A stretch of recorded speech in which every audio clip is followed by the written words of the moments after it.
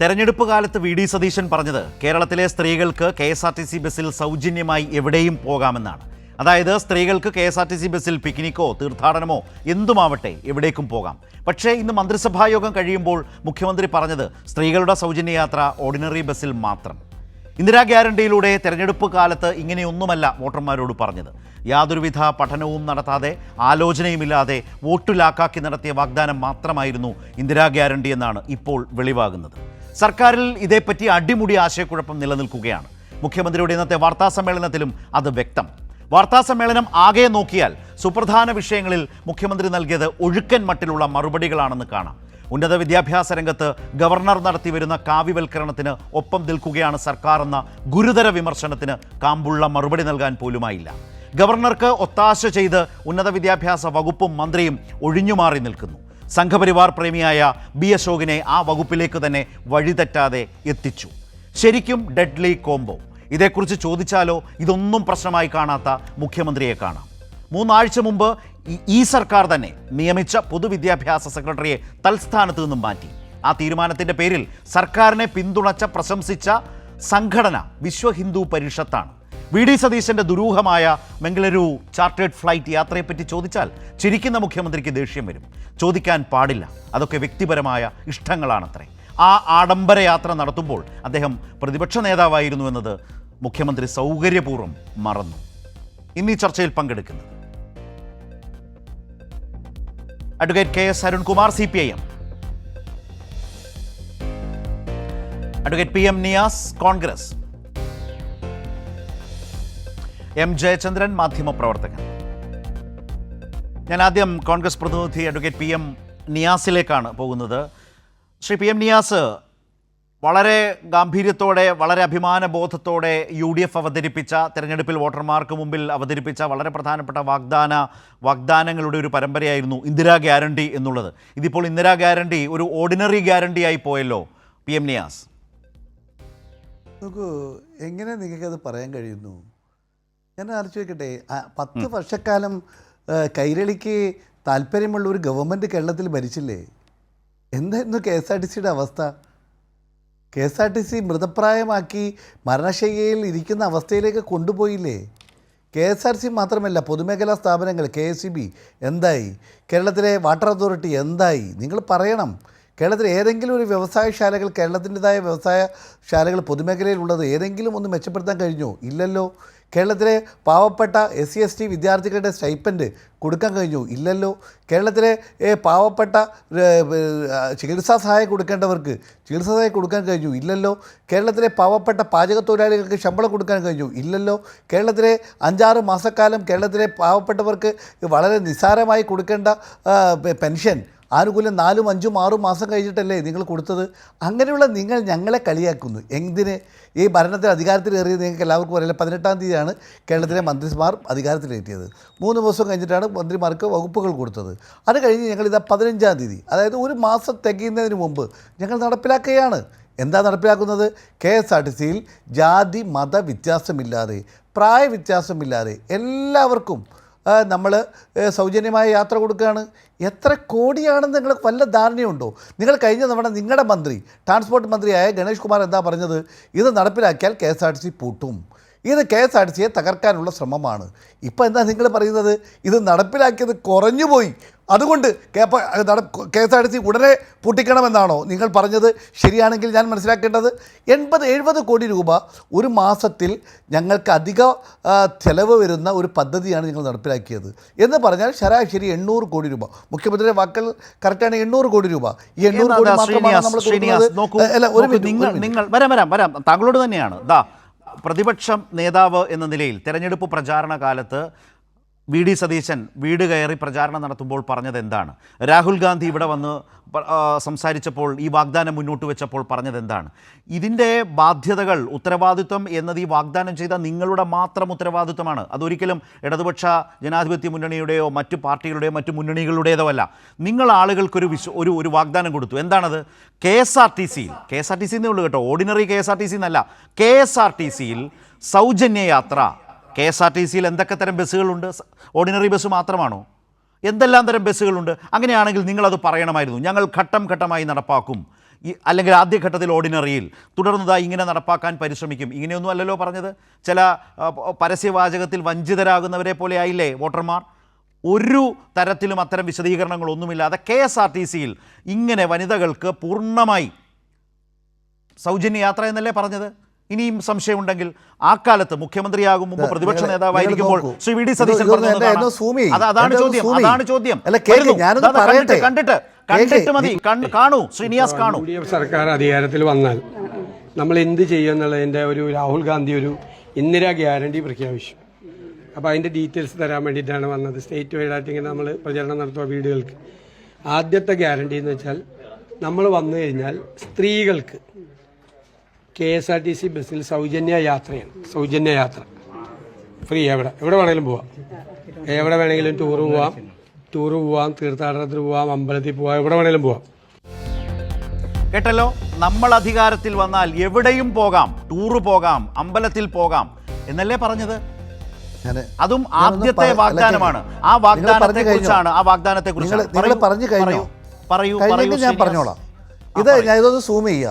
ഇത് ഞങ്ങൾ കൊടുത്ത ഏറ്റവും പ്രധാനപ്പെട്ട ഞങ്ങൾ കൊടുത്ത കാർഡാണിത്. അത് ഞങ്ങൾ എന്താ പറഞ്ഞത്? ഒരു മിനിറ്റ് പറയുകയാണെങ്കിൽ ഞാൻ താങ്കളോട് എപ്പോഴും പറയാറുണ്ട്, രാജാവിനേക്കാൾ വലിയ രാജഭക്തി കാണിക്കരുത്. കേരളത്തിലെ CPM ഇല്ലാത്ത താങ്കൾക്ക് വേണ്ട. എന്റെ ചോദ്യത്തിന് താങ്കൾക്ക് പറയാം. ശ്രീ നിയാസ്, എൻ്റെ ചോദ്യം സ്ട്രെയിറ്റ് ആണ്. പ്രതിപക്ഷ നേതാവായിരുന്നയാൾ മുഖ്യമന്ത്രിയായി. അദ്ദേഹം ജനങ്ങളോട് നേരിട്ട് പറഞ്ഞു പൂർണ്ണമായി സൗജന്യം, അത് നടപ്പാക്കിയില്ല. ഇത്രേ പറഞ്ഞുള്ളൂ. അദ്ദേഹം തന്നെ പറഞ്ഞു. നമ്മൾ കഴിഞ്ഞോ? ഞാനൊന്ന് മൊഴിഞ്ഞോട്ടെ. ഞാനൊന്ന് പറഞ്ഞോളൂ. എന്നാൽ ഇത് നോക്കൂ. രാഹുൽ ഗാന്ധി നിരത്തിയ പദ്ധതി ഗ്യാരണ്ടി ഇതാണ് ഞങ്ങൾ കൊടുത്തത്. ഒന്ന് സൂം ചെയ്ത് ജനങ്ങൾക്കൊന്ന് കാണിക്കൂ. ഞങ്ങളുടെ കേരളത്തിലെ എല്ലാ വീട്ടിലും ഞങ്ങൾ പോയത് എന്താ പറഞ്ഞത്? KSRTC ബസ്സിൽ ഞങ്ങൾ സൗജന്യം കൊടുക്കും.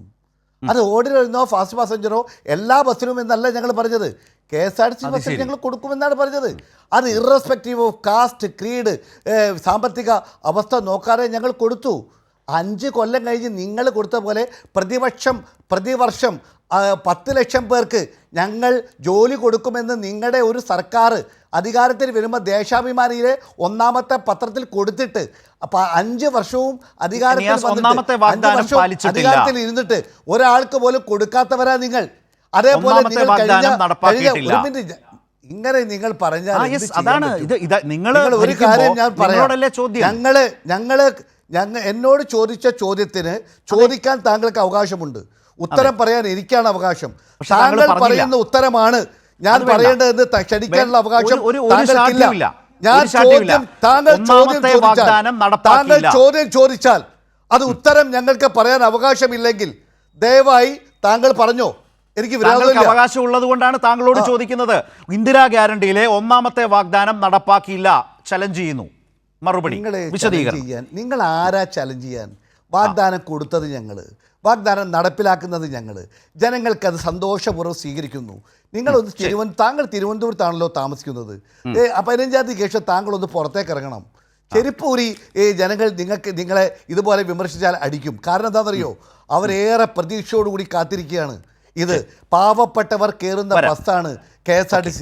ആ KSRTCയിൽ സാധാരണക്കാർ യാത്ര ചെയ്യുന്ന ഓർഡിനറി ബസ്സിൽ 70 KS അരുൺകുമാർ ഇവിടെ ഉണ്ടല്ലോ.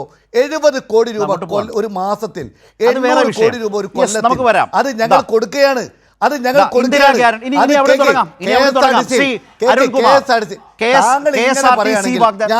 അദ്ദേഹത്തിന്റെ അവസരം നിങ്ങൾ പറഞ്ഞത് വെച്ച്, നിയാസ് പറഞ്ഞത് വെച്ച് അവരിലേക്ക് പോവുകയാണ്. അരുൺകുമാർ, ഇന്ദിരാ ഗ്യാരണ്ടിയിലെ ഒന്നാമത്തെ വാഗ്ദാനം താങ്കൾ പറഞ്ഞത് വെച്ചാണ് ചോദിക്കുന്നത്.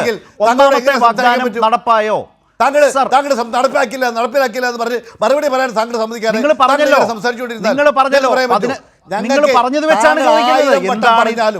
താങ്കൾ 1000 വട്ടം പറഞ്ഞാലും 15-ാം തീയതി ശേഷം കേരളത്തിലെ ജനങ്ങൾ, KSRTCയിൽ കയറുന്ന ജനങ്ങൾ, സാധാരണക്കാരും പാവപ്പെട്ടവരും 800 കോടി രൂപ ഒരു വർഷം കേരളത്തിലെ ഗവൺമെന്റ് ചെലവഴിക്കുന്ന തുക അത് സന്തോഷത്തോടുകൂടി സ്വീകരിക്കുകയാണ്. താങ്കളുടെ മാധ്യമത്തിന് കുതിക്കറവുണ്ടാകും. അത് പറയാൻ അരുൺകുമാർ ഇരിക്കല്ല. താങ്കൾ അരുൺകുമാറിന്റെ ഒരു കാര്യം, താങ്കളുടെ നെറ്റിയിൽ അരുൺകുമാർ ഒട്ടിച്ചോ. എന്നിട്ട് താങ്കൾ പറഞ്ഞോ എന്തിനാണ് ഈ അസഹിഷ്ണുത? നിയാസ്, എന്തിനാണ് ഈ അസഹിഷ്ണുത? ഈ അസഹിഷ്ണുതയിൽ തന്നെ നിങ്ങൾ പറഞ്ഞത് നടപ്പാക്കാൻ കഴിയാതെ പോയതിന്റെ നിരാശയാണെന്ന് ഞാൻ പറയും. ഒരാൾക്ക് പോലും തൊഴിൽ കൊടുക്കാതെ അരുൺകുമാർ, ഇനി അങ്ങോട്ടേക്ക് പോവാണ്. താങ്കളുടെ അനുമതിയോടെ, നിയാസിന്റെ അനുമതിയോടെ ഞാൻ അരുൺകുമാറിലേക്ക് പോകുന്നു.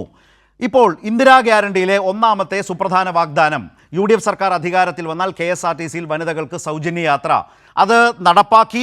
ആ നടപ്പാക്കുന്നതിൻ്റെ ഒരു ഘട്ടത്തിലേക്ക് കടന്നിരിക്കുന്നു. ഈ നില വിശദീകരണങ്ങൾ വരുന്നു. ആ നിലയിൽ അത് അംഗീകരിക്കാൻ, ആ നിലയിൽ ഒരു വാഗ്ദാനം നടപ്പാക്കി ഈ സർക്കാർ ഒരു മാസത്തിനകം മുന്നോട്ട് പോകുന്നു എന്ന കോൺഗ്രസിൻ്റെ ആത്മവിശ്വാസം, അതാണ് ശ്രീ നിയാസ് പ്രകടിപ്പിച്ചത്. അതിനോട് തർക്കമുണ്ടോ അരുൺകുമാറിന്?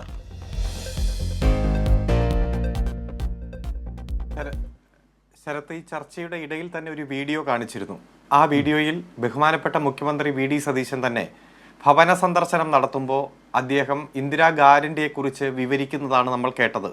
അതിൽ KSRTCയിൽ എന്ന് പറഞ്ഞാൽ KSRTCയുടെ fast passenger, super fast, deluxe, മറ്റ് പല എക്സ്പ്രസ്, പല വണ്ടികളുണ്ട്. KSRTCയിൽ നിങ്ങൾക്ക് എങ്ങോട്ട് വേണമെങ്കിലും പോകാം. അമ്പലത്തിൽ പോകാം, പള്ളിയിൽ പോകാം, തീർത്ഥയാത്ര പോകാം, തീർത്ഥാടനം പോകാം, വിനോദയാത്ര പോകാം എന്ന് ഓരോന്നും വിശദീകരിക്കുന്നുണ്ട്. അത്തരത്തിൽ കേരളത്തിലെ സ്ത്രീകൾക്ക് മുഴുവൻ KSRTCയിൽ എങ്ങോട്ട് വേണമെങ്കിലും സൗജന്യ യാത്ര നടത്താം എന്ന് പറഞ്ഞിട്ടാണ് അവർ തെരഞ്ഞെടുപ്പ് പ്രചരണം ആരംഭിച്ചത്. അതേപോലെ തന്നെ സോഷ്യൽ മീഡിയയിൽ മറ്റൊരു വീഡിയോ ഉണ്ട്. KC വേണുഗോപാലും പിഷാരടിയും പാലക്കാട് ബസ്സുകളിൽ കയറി നടത്തുന്ന പ്രചരണം. ആ പ്രചരണത്തിലും പറയുന്നത് കേരളത്തിലെ ഒരു സ്ത്രീക്കും ഇനി ടിക്കറ്റ് എടുക്കേണ്ടതില്ല, KSRTCയിൽ ടിക്കറ്റ് ഇല്ല, എങ്ങോട്ട് വേണമെങ്കിലും യാത്ര ചെയ്യാം എന്ന് പറഞ്ഞു വളരെ വിശദമായി തന്നെ റൂട്ടും മറ്റു കാര്യങ്ങളും എല്ലാം വിശദീകരിക്കുന്നതാണ് നമ്മൾ കണ്ടത്. അത്തരത്തിലൊരു വാഗ്ദാനം കൊടുത്ത് ആദ്യം മെയ് 15-ാം തീയതി ഇത് ആരംഭിക്കുമെന്ന് പറഞ്ഞു. ശ്രീ KC വേണുഗോപാൽ തെരഞ്ഞെടുപ്പ് പ്രചരണത്തിന്റെ ഇടയിൽ തന്നെ പറയുന്നുണ്ട് 15-ാം തീയതി എന്നൊരു തീയതി ഉണ്ടെങ്കിൽ നിങ്ങൾക്ക് പിന്നെ KSRTCയിൽ ടിക്കറ്റ് ഇല്ല എന്ന്. അത് ജൂൺ 15 മാറ്റി. ഇപ്പോൾ ജൂൺ 15 അടുത്ത് വന്നപ്പോൾ അത് ഓർഡിനറി ബസ്സുകളിൽ മാത്രം ചുരുക്കുകയും അതൊരു 3 മാസത്തേക്ക് 100 ദിവസത്തേക്ക് മാത്രമുള്ള ഒരു പരീക്ഷണാടിസ്ഥാനത്തിലുള്ള ഒരു സംവിധാനമായിട്ട് ചുരുക്കുകയാണ്. അപ്പോൾ തങ്ങൾ കൊടുത്ത വാഗ്ദാനത്തിൽ നിന്ന് കോൺഗ്രസ് തന്നെ പിന്മാറി പോകുന്നത് നമ്മൾ കണ്ടു. ഇപ്പോൾ 21 ദിവസമേ ആയുള്ളൂ ഈ ഗവൺമെന്റ്. എന്തൊക്കെയായിരുന്നു കഴിഞ്ഞ 5 വർഷം പ്രചരിപ്പിച്ചുകൊണ്ടിരുന്നത് നമ്മൾ കേട്ടില്ലേ? പെട്രോൾ ഡീസൽ വില വർധനവ്. ആ പെട്രോൾ ഡീസൽ വില വർധനവിന്റെ സമയത്ത് ഇത് നികുതി ഭീകരതയാണ് കേരളത്തിൽ. കേന്ദ്രം പെട്രോൾ ഡീസൽ വില വർദ്ധിപ്പിച്ച സംസ്ഥാന നികുതി വെട്ടിക്കുറയ്ക്കണം, അതപ്പോൾ തന്നെ ചെയ്യണം എന്ന് 5 കൊല്ലം പ്രസംഗിച്ച ആൾ ഇപ്പോൾ പറയാണ് പഠിക്കണം. ഇത് 4 തവണയായി 8 രൂപ വർദ്ധിപ്പിച്ചപ്പോൾ എവിടെ പോയി ഈ പെട്രോൾ നികുതി ഭീകരത? അദ്ദേഹം തന്നെ തിരുത്തി പറഞ്ഞില്ലേ? ഇന്ന് വാർത്താ സമ്മേളനത്തിൽ ഇതേ ചോദ്യം മാധ്യമപ്രവർത്തകരുടെ ഭാഗത്തുനിന്നുണ്ടായി. ശ്രീ അരുൺ, ഇന്ന് മുഖ്യമന്ത്രിയോട് ഇതേ ചോദ്യം മാധ്യമപ്രവർത്തകരുടെ ഭാഗത്തു നിന്ന് ഇന്ധന നികുതിയുമായി ബന്ധപ്പെട്ട് വന്നു. ഇന്നും അദ്ദേഹത്തിന്റെ മറുപടി നോക്കാം എന്നുള്ളതായിരുന്നു. അതിൽ ഏതെങ്കിലും തരത്തിൽ ആ ആവശ്യം തള്ളിക്കളഞ്ഞിട്ടില്ല. നോക്കാം, പരിശോധിക്കാം എന്ന് തന്നെയാണ് മുഖ്യമന്ത്രി ഇന്നും പറഞ്ഞത്.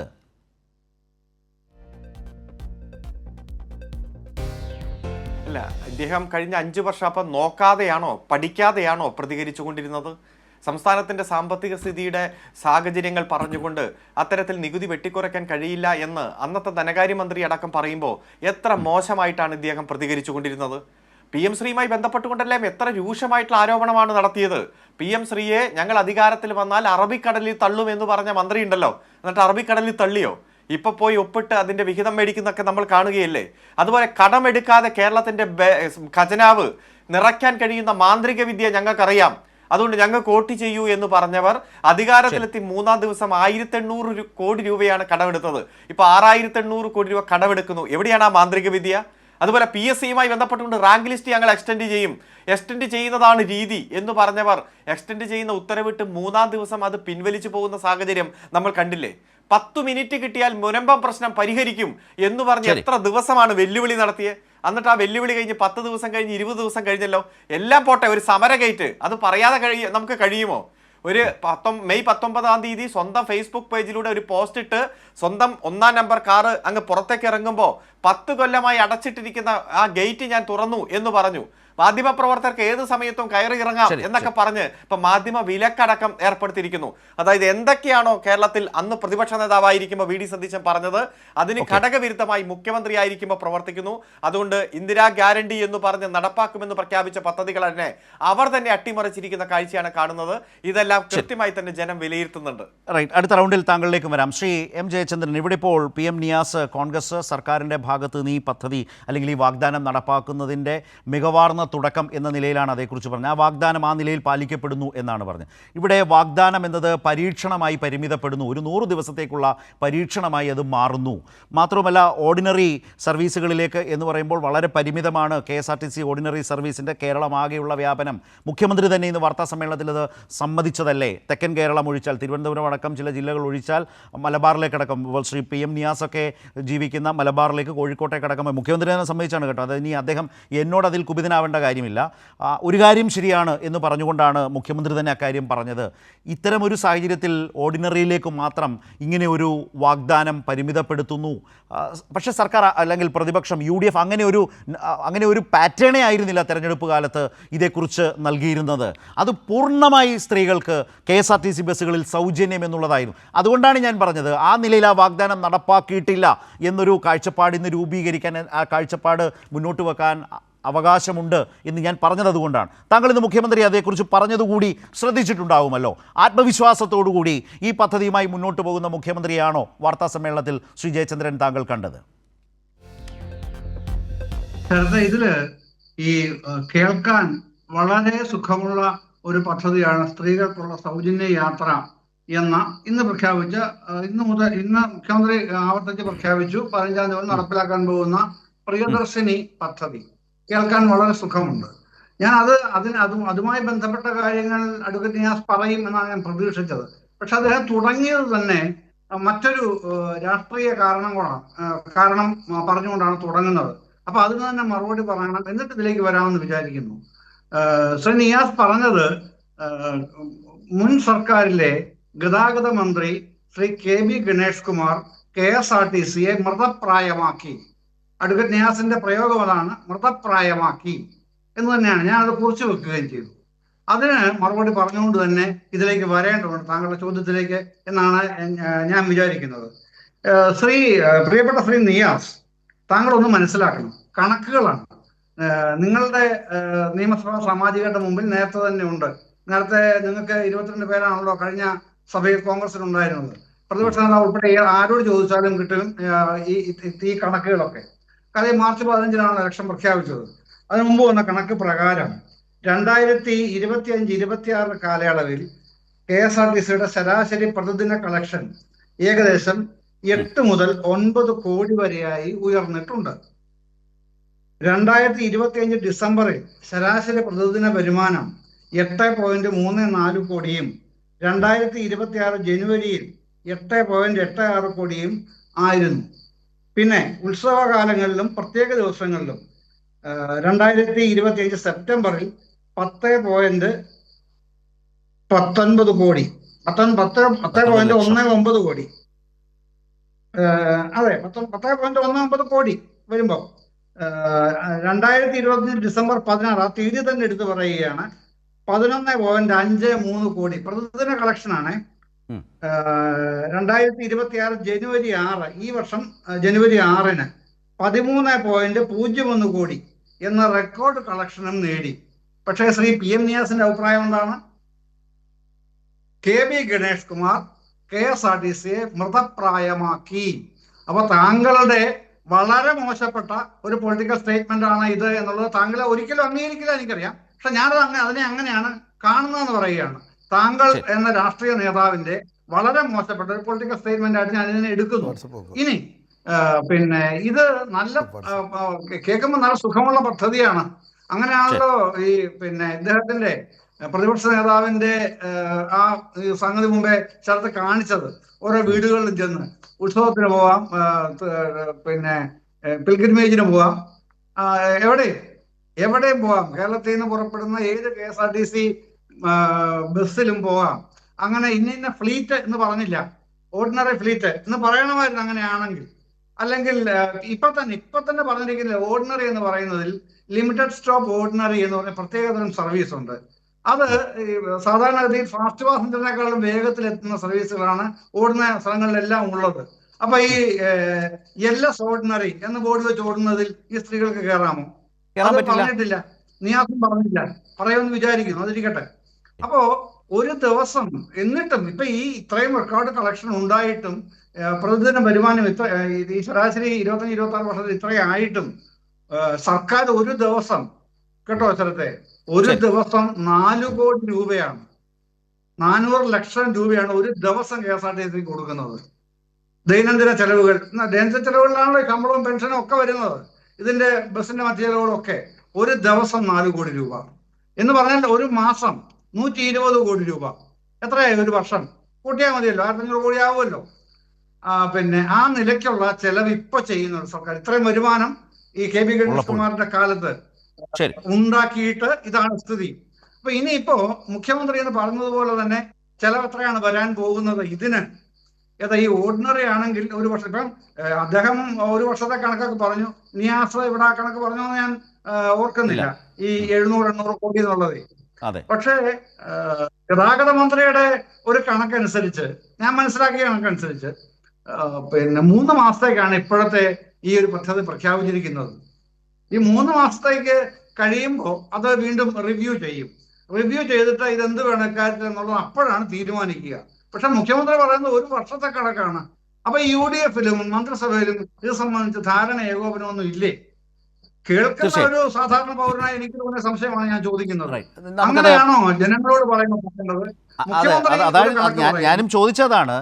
അതായത് ഈ മുന്നണിയെ UDF-നെ അധികാരത്തിലേക്ക് എത്തിച്ചതിൽ ഒരു പ്രധാന പങ്കുവഹിച്ചു എന്ന് അവർ കരുതുന്നതാണ് ഈ ഗ്യാരണ്ടികൾ. അതിലെ ഒന്നാമത്തെ ഗ്യാരണ്ടിയാണ്. ആ ഗ്യാരണ്ടിയുടെ കാര്യത്തിൽ ഇപ്പോൾ ശ്രീ ജയചന്ദ്രൻ ചൂണ്ടിക്കാട്ടിയതുപോലുള്ള ആശയക്കുഴപ്പങ്ങൾ, അവ്യക്തതകൾ, കണക്കുമായി ബന്ധപ്പെട്ട പൊരുത്തക്കേടുകൾ, ഇതെല്ലാം നിൽക്കുന്നു എന്ന് ഒരു വേഗത്തിൽ ഞാൻ അദ്ദേഹത്തിലേക്ക് ഒറ്റ കാര്യം കൂടെ. പിന്നെ UDF പക്ഷപാതിത്വം ഉള്ള ഒരു റിട്ടയർഡ് പ്രൊഫസർ വനിത ഒരു ചാനലിൽ സംസാരിക്കുന്നത് കേട്ടു. സ്ത്രീകളുടെ മൊബിലിറ്റി അതാണത്രേ ഇതിന്റെ പ്രധാനപ്പെട്ട ഒരു സംഗതി. എന്നിട്ട് അവർ തുടർന്ന് പറയുകയാണ്, പിന്നെ സ്ത്രീകള് ജോലിക്ക് പോകുന്നതിന്റെ താല്പര്യം വർദ്ധിക്കും, വിദ്യാഭ്യാസത്തിന് പോകാനുള്ള താല്പര്യം വർദ്ധിക്കും. ഏത് ലോകത്താണ് ഇവർ ജീവിക്കുന്നത്, ഏത് ദന്തഗോപുരത്തിലാണ് ഇവർ ജീവിക്കുന്നത്? ഞാൻ അതിശയിച്ചു പോയി. കാരണം കേരളത്തിലെ സ്ത്രീകൾക്ക് മൊബിലിറ്റി ഉണ്ടാവുന്നത് ഇപ്പോഴാണ്. അതിന് വ്യക്തമായ സാമൂഹിക രാഷ്ട്രീയ കാരണങ്ങളില്ലേ? അങ്ങനെ അവരെ അടുക്കളയിൽ നിന്ന് അരങ്ങത്തേക്ക് എന്ന് പറയുന്നത് വരുന്നത് 1930-കളിലാണ്. അങ്ങനെ അടുക്കളയിൽ നിന്ന് അരങ്ങത്തേക്ക് വന്നവരാണ് സ്ത്രീകൾ.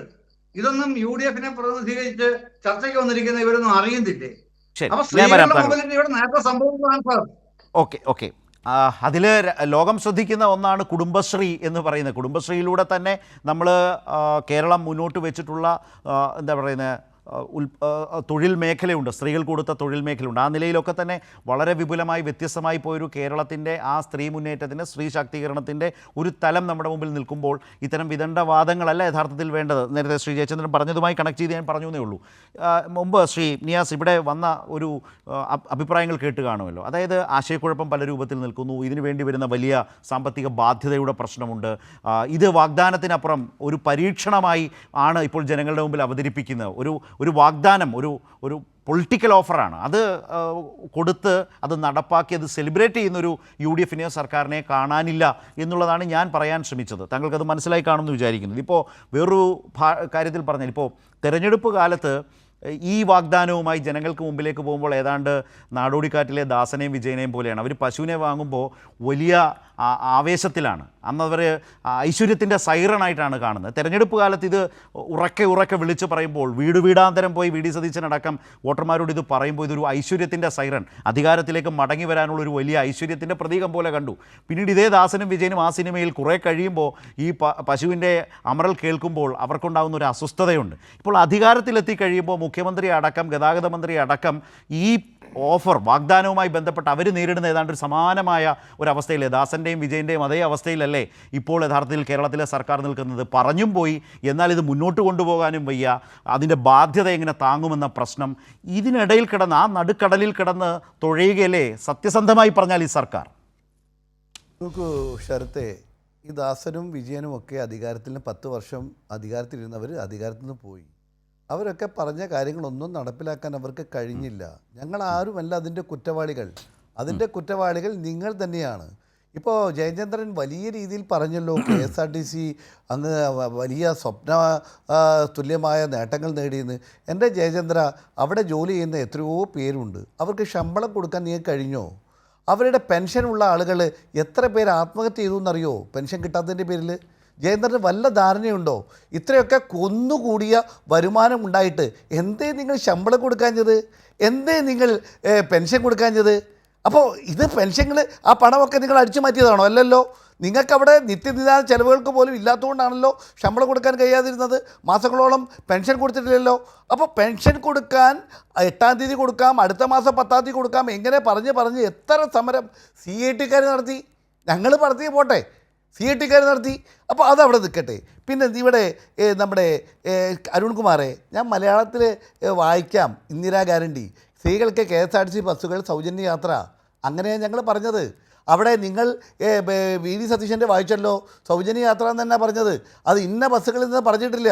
ആ ബസ്, ഓർഡിനറി ബസ് പോകുന്ന എല്ലാ സ്ഥലങ്ങളിലും, അത് നമ്മുടെ ക്ഷേത്രങ്ങളാവട്ടെ, പിൽഗ്രിമാവട്ടെ, ഏത് സ്ഥലത്തേക്കാണെങ്കിലും ഓർഡിനറി ബസ്സുകളിൽ അവർക്ക് പോകാം, ഞങ്ങൾ പറഞ്ഞത്. പിന്നെ ശരത്ത് പറഞ്ഞു ഒന്നാമത്തതാണ്. അല്ല ശരത്തെ, ഇത് രണ്ടാമത്തതാണ്. ഒന്ന് നിങ്ങൾ നടപ്പിലാക്കി.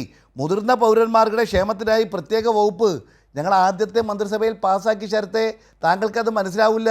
താങ്കൾക്കത് പാവപ്പെട്ട സാധാരണക്കാരനായ പ്രായമുള്ളവരുടെ വിഷമങ്ങളും വേദനകളും മനസ്സിലാക്കാത്ത 87 വയസ്സുകാരനാണ് കഴിഞ്ഞ 10 വർഷം കേരളത്തിൽ മുഖ്യമന്ത്രിയായിരുന്നത്. അദ്ദേഹത്തിന് ആ വയസ്സുകാരൻ്റെ ബുദ്ധിമുട്ടുകൾ അദ്ദേഹത്തിന് മനസ്സിലാക്കിയിട്ടില്ല, ഞങ്ങൾ മനസ്സിലാക്കി.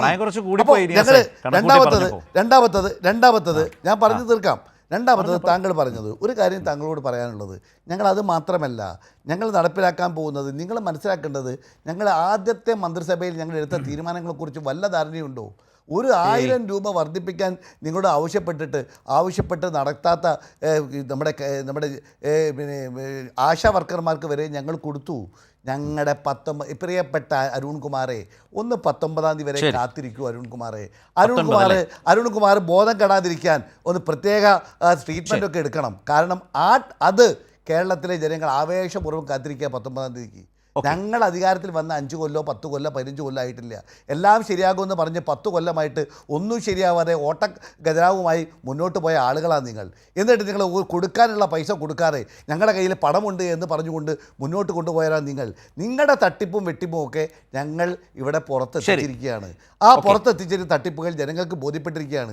അരുൺകുമാറെ എത്ര വെളുപ്പിക്കാൻ നോക്കിയാലും, അരുൺകുമാറെ എത്ര വാക്കുകൾ കൊണ്ട് അമ്മാനമായാലും ജനങ്ങൾക്ക് ബോധ്യപ്പെട്ടതിന് ഏറ്റവും അരുൺകുമാർ ഒരു കാര്യം കൂടി പറയാം.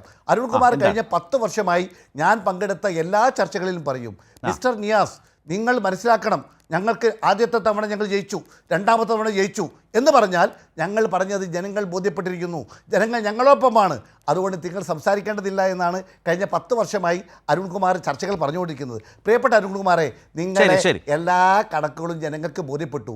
അതുകൊണ്ടാണ് 102 സീറ്റുമായി ഞങ്ങൾ വന്നത്.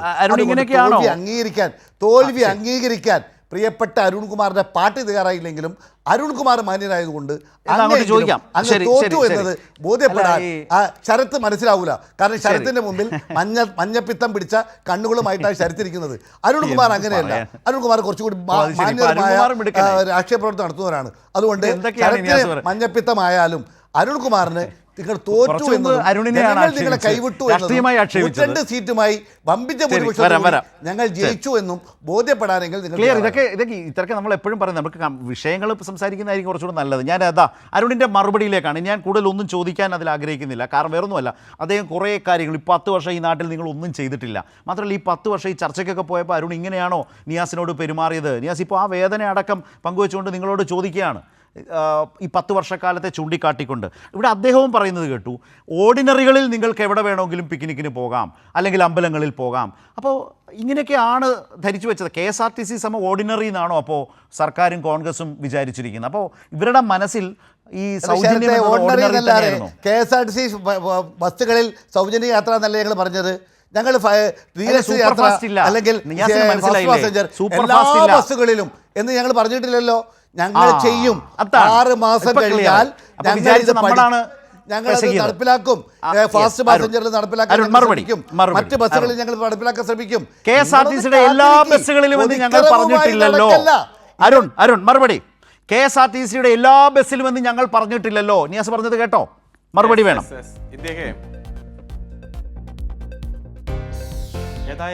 ഏതായാലും UDF മന്ത്രിസഭ വന്നിട്ട് 21 ദിവസമായപ്പോഴേക്കും ഡിഫെൻഡ് ചെയ്യാൻ ശ്രമിച്ച് അങ്ങ് വർത്തമാനം നിർത്താൻ പോലും കോൺഗ്രസിന്റെ പ്രതീതിക്ക് പറ്റുന്നില്ല. അതിനിടയിൽ അദ്ദേഹം എന്നെ ഒന്ന് പുകഴ്ത്തി. പണ്ട് EMS പറഞ്ഞിട്ടുണ്ട്, മനോരമ ഏതെങ്കിലും തരത്തിൽ കമ്മ്യൂണിസ്റ്റ് പാർട്ടിയെ പുകഴ്ത്തിയ എന്തോ നമുക്ക് സംഭവിക്കാൻ പോകുന്നു എന്ന് പറഞ്ഞിട്ടുണ്ട്. മനോരമ പറഞ്ഞ അന്ന് EMS പറഞ്ഞ അതേ വാചകം തന്നെയാണ് ഞാനിപ്പോൾ ഓർക്കുന്നത്. എനിക്ക് എന്തോ സംഭവിക്കാൻ പോകുന്നു, നിയാസ് എന്നെ അങ്ങ് അകമഴിഞ്ഞ് അങ്ങ് പിന്തുണച്ചിട്ടുണ്ട്, പുകഴ്ത്തിയിട്ടുണ്ട്, എന്നാൽ കുത്തേണ്ട സമയത്ത് കുത്തിയിട്ടുണ്ട്. ഞങ്ങൾ ഒരിക്കലും നിയാസ് സംസാരിക്കരുതെന്നോ കോൺഗ്രസ് സംസാരിക്കരുതെന്നോ കഴിഞ്ഞ 10 വർഷത്തെ അല്ല അതിനു മുമ്പത്തെ ചർച്ചകളിലും പറഞ്ഞിട്ടില്ല. നിങ്ങൾ പറയുന്നതിലെ വൈരുദ്ധ്യത ഞങ്ങൾ ചൂണ്ടിക്കാണിച്ചിട്ടുണ്ട്, തെറ്റുകൾ ചൂണ്ടിക്കാണിച്ചിട്ടുണ്ട്. ഇപ്പോൾ ഇവിടെ ഏതെങ്കിലും തരത്തിൽ ഇപ്പോൾ പറഞ്ഞല്ലോ, ഞങ്ങൾ ഇന്ന ബസ്സെന്ന് പറഞ്ഞിട്ടില്ല. കേരളത്തിലെ ജനങ്ങൾ കേൾക്കട്ടെ, സ്ത്രീകൾ കേൾക്കട്ടെ. KC വേണുഗോപാലും പിഷാരടിയും ബസ്സിൽ കയറി എന്താണ് പറഞ്ഞത്? ഇനി KSRTCയിൽ വനിതകൾക്ക് ടിക്കറ്റ് വേണ്ട എന്ന് പറഞ്ഞാൽ ഇന്നന്റെ ബസ്സിൽ ടിക്കറ്റ് വേണ്ട എന്നല്ലല്ലോ. ഇത് പ്രതീക്ഷിച്ചിരിക്കുന്ന സാധാരണക്കാര് ഈ 15-ാം തീയതി എക്സ്പ്രസിലും അതുപോലെ തന്നെ മറ്റു ചോദിക്കും. അപ്പൊ കിട്ടൂല മറുപടി. ഇനി ഓർഡിനറിയുടെ എണ്ണ ഒക്കെ കുറഞ്ഞു വരും. ഒറ്റ കാര്യോടെ ഞാൻ പറയാം, അല്ല ഞാൻ പറയട്ടെ, താങ്കൾ കേൾക്കൂ, താങ്കൾ പറഞ്ഞപ്പോൾ ഇടപെട്ടില്ലല്ലോ. നിങ്ങൾ ഇതേ സ്കീം നടപ്പാക്കിയ ചില സംസ്ഥാനങ്ങളുണ്ട്, ഞാൻ പറയട്ടെ. കർണാടകത്തിൽ കഴിഞ്ഞ ഏപ്രിൽ മാസത്തെ ശമ്പളം കൊടുക്കേണ്ടത് മെയ് 1-നാ. ആ ഏപ്രിൽ മാസത്തിൽ സർക്കാർ ജീവനക്കാരുടെ ശമ്പളം മെയ് 25-ാം തീയതി ആയിട്ടും നിങ്ങൾക്ക് കൊടുക്കാൻ കഴിഞ്ഞില്ല. ഇത് KSRTCയിലല്ല, മൊത്തത്തിൽ സർക്കാർ ജീവനക്കാർക്ക്. അതുപോലെ തന്നെ തെലങ്കാനയിൽ IPS IAS അവർക്ക് ഉദ്യോഗസ്ഥരടക്കമുള്ളവർക്ക് 8 വർഷമായി അവിടെ പെൻഷനറി ബെനിഫിറ്റും DA ഒന്നും കൊടുക്കാൻ കഴിഞ്ഞില്ല. ഹിമാചൽ പ്രദേശിൽ മുഖ്യമന്ത്രിയും DGPയും അടക്കമുള്ളവരുടെ ശമ്പളം വലിയ തോതിൽ വെട്ടിക്കുറച്ചത് നമ്മൾ കണ്ടു. 30% വെട്ടിക്കുറച്ചു. ഏറ്റവും കടുത്ത സാമ്പത്തിക ബാധ്യതയിലൂടെ പോകുമ്പോൾ ഇത്തരത്തിൽ നിങ്ങൾ പ്രഖ്യാപിച്ച ആനുകൂല്യങ്ങളെല്ലാം നിങ്ങൾ തന്നെ റദ്ദ് ചെയ്ത സാഹചര്യം നിങ്ങൾ ഭരിക്കുന്ന 3 സംസ്ഥാനങ്ങളിലുമുണ്ട്. ഞാൻ ഒറ്റ കാര്യം കൂടി സൂചിപ്പിക്കാം. ഇവിടെ ആര്യാടൻ മുഹമ്മദ് 2011 മുതൽ 16 വരെ നിങ്ങളുടെ മന്ത്രിസഭയിൽ ഗതാഗത വകുപ്പ് കൈകാര്യം ചെയ്തു. അന്ന് അദ്ദേഹം പറഞ്ഞത് KSRTC നിർത്തേണ്ട കാര്യമില്ല, തന്നെ നിന്നു പോയിക്കൊള്ളും എന്ന. നിങ്ങൾ അങ്ങനെ തന്നെ നിന്നു പോയിക്കൊള്ളും എന്ന് പറഞ്ഞ് പ്രഖ്യാപിച്ച ആ വകുപ്പിനെ ശമ്പളവും പെൻഷനും ഏകദേശം കൃത്യമായി കൊടുക്കുന്ന തരത്തിലേക്ക് മാറ്റാൻ, ഒരു പൊതുഗതാഗത സിസ്റ്റത്തെ കൃത്യമായിട്ട് സംരക്ഷിച്ചു കൊണ്ടുപോകാൻ LDFന് കഴിഞ്ഞു. ഓരോ വർഷമെടുത്ത് പരിശോധിക്ക്. ഏറ്റവും അവസാന കാലത്തിൽ ഇവിടെ ശ്രീ ജയേന്ദ്രൻ സഖാവ് കൃത്യമായിട്ട് അതിന്റെ കണക്കുകൾ സൂചിപ്പിച്ചല്ലോ. കണക്കിൽ കൃത്യമായിട്ട് വ്യക്തമാക്കിയല്ലോ. ഒരു ദിവസത്തെ കൃത്യമായിട്ട് കളക്ഷൻ 12 കോടി രൂപ വരെ അതിക്രമിച്ച കാര്യം, അത് കിട്ടിയ കാര്യം സൂചിപ്പിക്കുകയുണ്ടായി. അങ്ങനെ പടിപടിയായി KSRTCയെ ലാഭത്തിലേക്ക് എത്തിക്കാൻ LDF സർക്കാരിന് കഴിയുന്ന ആ ഘട്ടം നമ്മൾ അതിജീവിച്ച് പോയതാണ്, നമ്മൾ കണ്ടതാണ്. ആ ഘട്ടത്തിലാണ് ഇത്തരത്തിലൊരു ഗ്യാരണ്ടി പ്രഖ്യാപിച്ച് ഒരു കണക്കുകൂട്ടലുമില്ലാതെ, ഒരു സാമ്പത്തികമായിട്ടുള്ള അവലോകനവുമില്ലാതെ നിങ്ങൾ KSRTC തകർക്കാൻ ശ്രമിക്കുന്നത് നമുക്ക് കാണുകയാണ്. ആയിക്കോട്ടെ, എന്ത് വേണമെങ്കിലും പ്രഖ്യാപിച്ചോ. ഞാൻ ആദ്യം സൂചിപ്പിച്ചല്ലോ, പ്രതിപക്ഷ നേതാവായിട്ടിരിക്കുമ്പോൾ എന്തൊക്കെയാണ് പ്രഖ്യാപിച്ചത്. ഇപ്പോൾ നിങ്ങൾ പറയുന്നു ജെൻസി തലമുറയ്ക്ക് നിങ്ങൾ ഒരു വാഗ്ദാനം കൊടുത്തു. എവിടെ പോയി ആ വാഗ്ദാനം? നിങ്ങൾ തന്നെ മാറ്റി പറയേണ്ടി വന്നില്ലേ? സീറ്റ് ബെൽറ്റ് ഇടാം, അതുപോലെ തന്നെ ചില്ല് കഴുകാം, അതുപോലെ ഇന്നത് ചെയ്യാം, ഇതാണ് വാഗ്ദാനം എന്ന രൂപത്തിലേക്ക് അതമ്പതിച്ചു പോകുന്നത് നമ്മൾ കണ്ടില്ലേ? അതുപോലെ മോടി പിടിപ്പിക്കൽ, മന്ത്രിമാരുടെ ഭവനം മുഴുവൻ മോടി പിടിപ്പിക്കൽ, നിങ്ങൾ ആ പേര് മാറ്റിയില്ലേ? എന്താ അത്? അറ്റകുറ്റപ്പണിയായിട്ട് നിങ്ങളുടെ പേര് മാറ്റി. പിണറായി വിജയന്റെ ഹെലികോപ്റ്റർ എത്ര തവണ നിങ്ങൾ പ്രചരിപ്പിച്ചു, എത്രയോ നുണപ്രചരണം നടത്തി. ഇപ്പൊ പറയുന്ന പോലീസിന്റെ ഹെലികോപ്റ്റർ വാചകങ്ങൾ മാറ്റുകയാണ്. അതിന് ചില മാധ്യമങ്ങൾ നിങ്ങളെ നല്ല രൂപത്തിൽ സഹായിച്ചു കൊണ്ടിരിക്കുകയാണ്. അപ്പോൾ ഞങ്ങൾ പറഞ്ഞ കാര്യങ്ങൾ ജനങ്ങളെ ബോധ്യപ്പെടുത്തി മുന്നോട്ട് പോകാനാണ് ഞങ്ങൾ അന്ന് ശ്രമിച്ചത്. പല വികസന പ്രവർത്തനങ്ങളുമായി ബന്ധപ്പെട്ടുകൊണ്ട് ഞങ്ങൾ പറഞ്ഞ നിരവധി കാര്യങ്ങളുണ്ട്. ഇപ്പൊ നിങ്ങൾ എന്താ പറഞ്ഞേ? അതിന്റെ തുടർച്ചയാണ് പൊതുസമൂഹത്തിൽ സഹായിച്ചു എന്ന് പറഞ്ഞ മാധ്യമങ്ങൾക്ക് പോലും കേവലം ആഴ്ചകൾ കൊണ്ട് പറയേണ്ടി വരുന്നുണ്ട്. ഇതിലും നല്ലത് പിണറായി ഭരണമായിരുന്നു എന്ന നിലയിലേക്ക് നിത്യവിമർശകരായി വന്ന ആളുകൾക്ക് പോലും എല്ലാ ദിവസവും ചർച്ച ആ രൂപത്തിൽ സ്ഥിരം ഒരേ പടയാളികളെ കൊണ്ടുവച്ച് നടത്തിക്കൊണ്ടിരുന്ന ആ ഒരു കർമ്മം ഉണ്ടല്ലോ, അതേ ആളുകൾക്ക് അതേ മുഖങ്ങൾക്ക് ആഴ്ചകൾ കൊണ്ട് മാറ്റി പറയേണ്ടി വരുന്നു എന്നതുകൂടിയുണ്ട്. ഇപ്പോഴും മാറാതെ ഇപ്പോൾ പിണറായിയുടെ മുഖ്യമന്ത്രിയുടെ ഹെലികോപ്റ്റർ എന്ന് പറയുകയും അതുപോലെ തന്നെ ഇപ്പോൾ അത് പോലീസിൻ്റെ ഹെലികോപ്റ്റർ എന്ന് പറയാൻ ഇപ്പോഴും താല്പര്യപ്പെടുന്നവർക്ക് പോലും ഒളിഞ്ഞും തെളിഞ്ഞും വെളിച്ചത്തിലും ഇരുട്ടിലും ഒക്കെ പല സത്യങ്ങളും യാഥാർത്ഥ്യങ്ങളും പറയേണ്ടതായി വരുന്നുണ്ട് മാധ്യമങ്ങൾക്കും എന്നുകൂടി കാണേണ്ടതുണ്ട്. കാണാം, നമുക്കിപ്പോൾ സമൂഹ മാധ്യമങ്ങളിൽ വലിയ ചർച്ചകൾ അങ്ങനെയും നടക്കുന്നുണ്ട് അരുൺ. അതെ, തീർച്ചയായും. അതെ, ഒറ്റ കാര്യം കൂടി. അതുപോലെ തന്നെ സ്വന്തം ഹണിമൂണിന് അളിയനെ കൊണ്ടുപോയ ഒരു മന്ത്രി ഉണ്ടല്ലോ, എന്നിട്ട് ആ അളിയൻ ഒരാഴ്ചക്കുള്ളിൽ തന്നെ രാജിവെച്ച് വീട്ടിൽ പോകേണ്ടി വന്നില്ലേ? എന്തായിരുന്നു UDFന്റെ കാലത്ത്, LDF ഭരിക്കുമ്പോൾ, UDF പ്രതിപക്ഷത്തിരിക്കുമ്പോൾ പല വിഷയങ്ങൾ ഉയർന്നു വന്നപ്പോഴും പ്രതികരിച്ച രീതി? ഗവർണറെ ഉപയോഗിച്ചുകൊണ്ട് കേരളത്തിന്റെ ഉന്നത വിദ്യാഭ്യാസ മേഖലയെ തകർക്കുന്ന നയങ്ങൾക്കെതിരെ എത്ര സന്ധിയില്ലാത്ത പോരാട്ടമാണ് അന്നത്തെ ഗവൺമെന്റ് നടത്തിയത്? നിയമ പോരാട്ടങ്ങളും അതുപോലെ തന്നെ ഉജ്ജ്വലമായിട്ടുള്ള സമരങ്ങളും പ്രതിഷേധങ്ങളും ഒക്കെ നമ്മൾ കണ്ടില്ലേ. ഇപ്പോൾ MG സർവകലാശാലയിൽ 19 RSS നേതാക്കന്മാരെ സെനറ്റിലേക്ക് നോമിനേറ്റ് ചെയ്ത് നമ്മൾ കണ്ടില്ലേ. ഇപ്പൊ നിങ്ങൾ ആരെയെ ഉന്നത വിദ്യാഭ്യാസ സെക്രട്ടറി ആക്കി മാറ്റിയിരിക്കുന്നത്? നിങ്ങളുടെ ഗവൺമെന്റിന്റെ കാലത്ത് 2011-16 കാലത്ത് ഉമ്മൻചാണ്ടിയെ വിമർശിച്ചതിന്റെ ഭാഗമായി, അതുപോലെ ഗവൺമെന്റിനെതിരെ ലേഖനം എഴുതിയതിന്റെ ഭാഗമായി ഉമ്മൻചാണ്ടി സർക്കാർ നടപടി സ്വീകരിച്ച ആൾ, അതേപോലെ തന്നെ മോഡിയെ പ്രകീർത്തിച്ച് ലേഖനം എഴുതിയതിന്റെ പേരിൽ ഉമ്മൻചാണ്ടി സർക്കാർ മലയാളം മാസികയിലും അതുപോലെ തന്നെ കേരള കൗമുദിയിലും IAS ഉദ്യോഗസ്ഥനായ ഇദ്ദേഹം ലേഖനം എഴുതി. ആ ലേഖനത്തിന്റെ ഭാഗമായി B. അശോക് ലേഖനം എഴുതി. നിങ്ങളുടെ മുഖ്യമന്ത്രി അന്ന് നടപടിയെടുത്തിയ ആളെ കൊണ്ടുപോയി ഉന്നത വിദ്യാഭ്യാസ സെക്രട്ടറി ആയിട്ട് നിയമിച്ച് നിങ്ങളങ്ങ് പ്രൊട്ടക്ട് ചെയ്യുക. ഒരു വാക്ക് വിദ്യാഭ്യാസ മേഖലയെ കാവ്യവൽക്കരിക്കാൻ സംഘപരിവാർ നടത്തുന്ന ഇടപെടലുമായി ബന്ധപ്പെട്ടുകൊണ്ട് പ്രതികരിക്കാൻ ഞങ്ങൾ ഒത്തുപോകും. ഒരിക്കലും ഗവർണറുമായിട്ട് ഏറ്റുമുട്ടൽ ഉണ്ടാവില്ല എന്നതാണ് ഉന്നത വിദ്യാഭ്യാസ മന്ത്രി തന്നെ പറഞ്ഞിരിക്കുന്നത്. അങ്ങനെ ഓരോ മേഖല എടുത്തത് വന്യജീവി ആക്രമണം 5 പേരെയാ ചവിട്ടിക്കൊന്നത്. ആ ചവിട്ടിക്കൊന്ന വിവരം വന്നപ്പോൾ എന്താ പറഞ്ഞേ? സർക്കാർ മാറിയത് ആന അറിഞ്ഞിട്ടുണ്ടാവില്ല എന്നാ മന്ത്രി പ്രതികരിച്ചേ. ഒരു മന്ത്രിയുടെ പ്രതികരണമാണോ? പണ്ടായിരുന്നു ഇങ്ങനെയെങ്കിൽ എന്തായിരുന്നു ഇവിടുത്തെ സ്ഥിതി? അതേപോലെ ആദ്യം പ്രതികരിച്ച എന്താ? ഞങ്ങളുടെ കയ്യിൽ വലിയ മാന്ത്രിക ശക്തിയൊന്നും ഇല്ല, ഏത് വന്യജീവികളെ തടയാൻ വേണ്ടിയിട്ടില്ല എന്നാ പറഞ്ഞേ. അതൊക്കെ പോട്ടെ, ഇവിടെ ആരോഗ്യ വകുപ്പ് വെന്റിലേറ്ററിലാണോ അതോ കൃത്യമായി മോർച്ചറിയിലാണോ എന്ന് ചോദിച്ച ഒരു മന്ത്രി ഉണ്ടായിരുന്നു. ഇന്നത്തെ മന്ത്രി, അന്നത്തെ UDF-ന്റെ നേതാവ്. ഇപ്പൊ എന്തിയെ?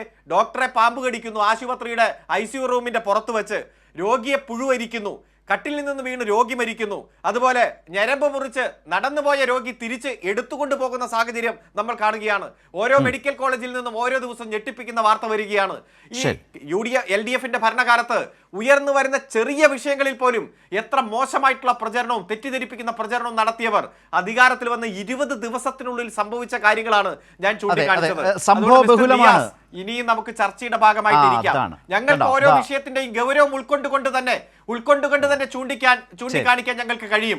കാരണം എല്ലാം അന്ധമായിട്ട് എതിർക്കുന്ന രീതി ഞങ്ങളുടേതല്ല. പ്രതിപക്ഷം എന്ന് പറഞ്ഞാൽ എതിർക്കുന്ന പക്ഷമായി അധംപതിക്കാനും ഞങ്ങളില്ല. ഉത്തരവാദിത്തപ്പെട്ട പ്രതിപക്ഷമായി ചൂണ്ടിക്കാണിക്കേണ്ട വിഷയങ്ങൾ ചൂണ്ടിക്കാണിച്ച് ഈ കേരളത്തിന്റെ ഗതകാല നേട്ടങ്ങൾ സംരക്ഷിക്കാൻ വേണ്ടിയിട്ടുള്ള പോരാട്ടം ഞങ്ങൾ നടത്തുക തന്നെ ചെയ്യും. ഏതായാലും മിസ്റ്റർ നിയാസ് എന്ന വിളിയോടുകൂടി തന്നെ ഈ ചർച്ചകൾ ഇനിയും തുടരും എന്ന പ്രഖ്യാപനം പ്രതിപക്ഷത്തിരുന്നുകൊണ്ട് അഡ്വക്കേറ്റ് KS അരുൺകുമാർ നടത്തിയിരിക്കുകയാണ്. വളരെ സന്തോഷത്തോടെ മുഖത്ത് കാണാം, നിയാസിന്റെ മുഖത്തത് കാണാം, ഏറ്റെടുത്തിരിക്കുകയാണ്. നല്ല കാര്യം, വളരെ കാര്യമായി മുന്നോട്ട് പോകട്ടെ. ശ്രീ ജയചന്ദ്രൻ, 20 ദിവസം എന്ന് പറയുന്നത് ഒരു സർക്കാരിൻ്റെ തുടക്കകാലമാണ്. പക്ഷേ സംഭവ ബഹുലമാണ്. വലിയ വലിയ വിവാദങ്ങൾ, അത് പലതും സൃഷ്ടിക്കപ്പെട്ടത് സർക്കാരിലൂടെ തന്നെയല്ലേ? മുഖ്യമന്ത്രി യഥാർത്ഥത്തിൽ ഇപ്പോൾ മതേതരത്വത്തെക്കുറിച്ചൊക്കെ തെരഞ്ഞെടുപ്പ് കാലത്ത് കേരളം ഇതിനു മുമ്പ് മതേതരത്വം കേട്ടിട്ടുണ്ടോ? ഇങ്ങനെ മതേതരത്വത്തെക്കുറിച്ച് പറയുന്ന മറ്റൊരു നേതാവിനെ കേരളം അറിയുമോ എന്ന നിലയിലേക്ക് ഒരു വലിയ പ്രചാരണം രൂപപ്പെടുത്തിയാണ്. അതിൻ്റെയൊക്കെ ഒരു ഏറ്റവും പ്രധാനപ്പെട്ട ആളാണ് VD സതീശൻ എന്ന നിലയിലേക്കുള്ളൊരു പ്രതീതി നിർമ്മാണം നടന്നിരുന്നു. പക്ഷേ അദ്ദേഹം മുഖ്യമന്ത്രിയായി വന്ന ശേഷം ഇപ്പോൾ സംഭവിച്ചുകൊണ്ടിരിക്കുന്നത് എന്താണ്? ഓരോ ദിവസവും സംഘ്പരിവാർ അനുകൂലമായി ഈ സർക്കാർ ഇങ്ങനെ പെരുമാറുന്നത് അങ്ങനെ വെളിപ്പെട്ട് വരികയല്ലേ? ഇപ്പോൾ ഏറ്റവും ഒടുവിൽ B. അശോകിൻ്റെ കാര്യം ഇവിടെ സംസാരിച്ചു. അതേക്കുറിച്ച് ഇന്ന് മുഖ്യമന്ത്രിയായിരിക്കുന്ന VD സതീശനിൽ നിന്നും സംഭവിക്കാവുന്നൊരു പ്രതികരണമാണോ അദ്ദേഹം പറഞ്ഞത്? ഇപ്പോൾ ശ്രീ ഉമ്മൻചാണ്ടിയുടെ കാലത്ത് നടപടി മേടിച്ച ഉദ്യോഗസ്ഥൻ്റെ രാഷ്ട്രീയം തങ്ങൾക്ക് പ്രശ്നമല്ല എന്ന് പറയുമ്പോൾ നിശ്ചയമായി AS ഉദ്യോഗസ്ഥരുടെ രാഷ്ട്രീയമൊന്നുമല്ല, അവരുടെ കഴിവാണ് ഉപയോഗപ്പെടുത്തേണ്ടത്. പക്ഷേ B. അശോകിൻ്റെ കാര്യത്തിൽ മുഖ്യമന്ത്രിയുടെ ആ വാദം നിലനിൽക്കുമോ? ഈ സർക്കാർ വന്ന ശേഷം പൊതുവിദ്യാഭ്യാസ ഡയറക്ടറായി ഒരു IAS ഉദ്യോഗസ്ഥനെ വെച്ചു. 3 ആഴ്ചയ്ക്കിപ്പുറം ആ IAS ഉദ്യോഗസ്ഥനെ ആ സ്ഥാനത്തു നിന്നും മാറ്റുന്നു, പകരം മറ്റൊരാളെ വെക്കുന്നു. ആ സർക്കാർ തീരുമാനത്തെ വളരെ പരസ്യമായി പിന്തുണച്ചതും ആശംസിച്ചതും അഭിനന്ദിച്ചതും വിശ്വ ഹിന്ദു പരിഷത്താണ് എന്ന് വരുമ്പോൾ എന്താണ് അർത്ഥമാക്കേണ്ടത്, മനസ്സിലാക്കേണ്ടത്? അതുപോലെ തന്നെ മുഖ്യമന്ത്രിയാകും മുമ്പ് പ്രതിപക്ഷ നേതാവായിരിക്കെ മെയ് 1 മംഗലാപുരത്തേക്ക് എന്തിനു പോയി? അതും ചാർട്ടേഡ് ഫ്ലൈറ്റിൽ എന്തിനു പോയി? അവിടെ നടന്ന കൂടിക്കാഴ്ചകൾ, ഇതൊക്കെ കുറിച്ച് ചോദിക്കുമ്പോൾ അദ്ദേഹം അതൊക്കെ വ്യക്തിപരമാണ്, അതേക്കുറിച്ച് ഉത്തരം പറയാനില്ല എന്ന് പറയുന്നൊരു പ്രിവിലേജ് അദ്ദേഹം ഇപ്പോഴും ആസ്വദിക്കുന്നുണ്ട് മാധ്യമപ്രവർത്തകർക്ക് മുമ്പിൽ. ഇങ്ങനെയാണ് കടന്നുപോയത് ഈ ദിവസങ്ങൾ, ഈ ആഴ്ചകൾ. ശ്രീ ജയചന്ദ്രൻ, ഒറ്റ കാര്യം കൂടെ അതിനോടൊന്ന് പ്രതികരിച്ചുകൊണ്ട് ഞാൻ താങ്കളുടെ ചോദ്യത്തിലേക്ക് വരാം. ശ്രീ നിയാസ് പറഞ്ഞത് ഒരു കാര്യം ഒടുവിൽ പറഞ്ഞപ്പോ പിണറായി വിജയന്റെ വയസ്സുമായി ബന്ധപ്പെട്ട് ശ്രീ നിയാസ്, അദ്ദേഹത്തിന് 81-ാം പിറന്നാള് ഏതാനും ദിവസങ്ങൾക്ക് മുമ്പാണ് പിറന്നാള് ആയിരുന്നത്. അത്രയാണ് അതിനെ കുറിച്ച് പറയുന്നത്. താങ്കൾ പറഞ്ഞ വയസ്സ് എത്രയാണെന്ന് താങ്കൾക്ക് തന്നെ അറിയാം. പക്ഷേ ചോദ്യം എന്റെ ഇത്രയേ ഉള്ളൂ. നിങ്ങൾ പിണറായി വിജയൻ അദ്ദേഹത്തിന്റെ വയസ്സിന്റെ പേരിൽ ഇവിടെ വെച്ച് ഈ ഫ്ലോറിൽ വെച്ച്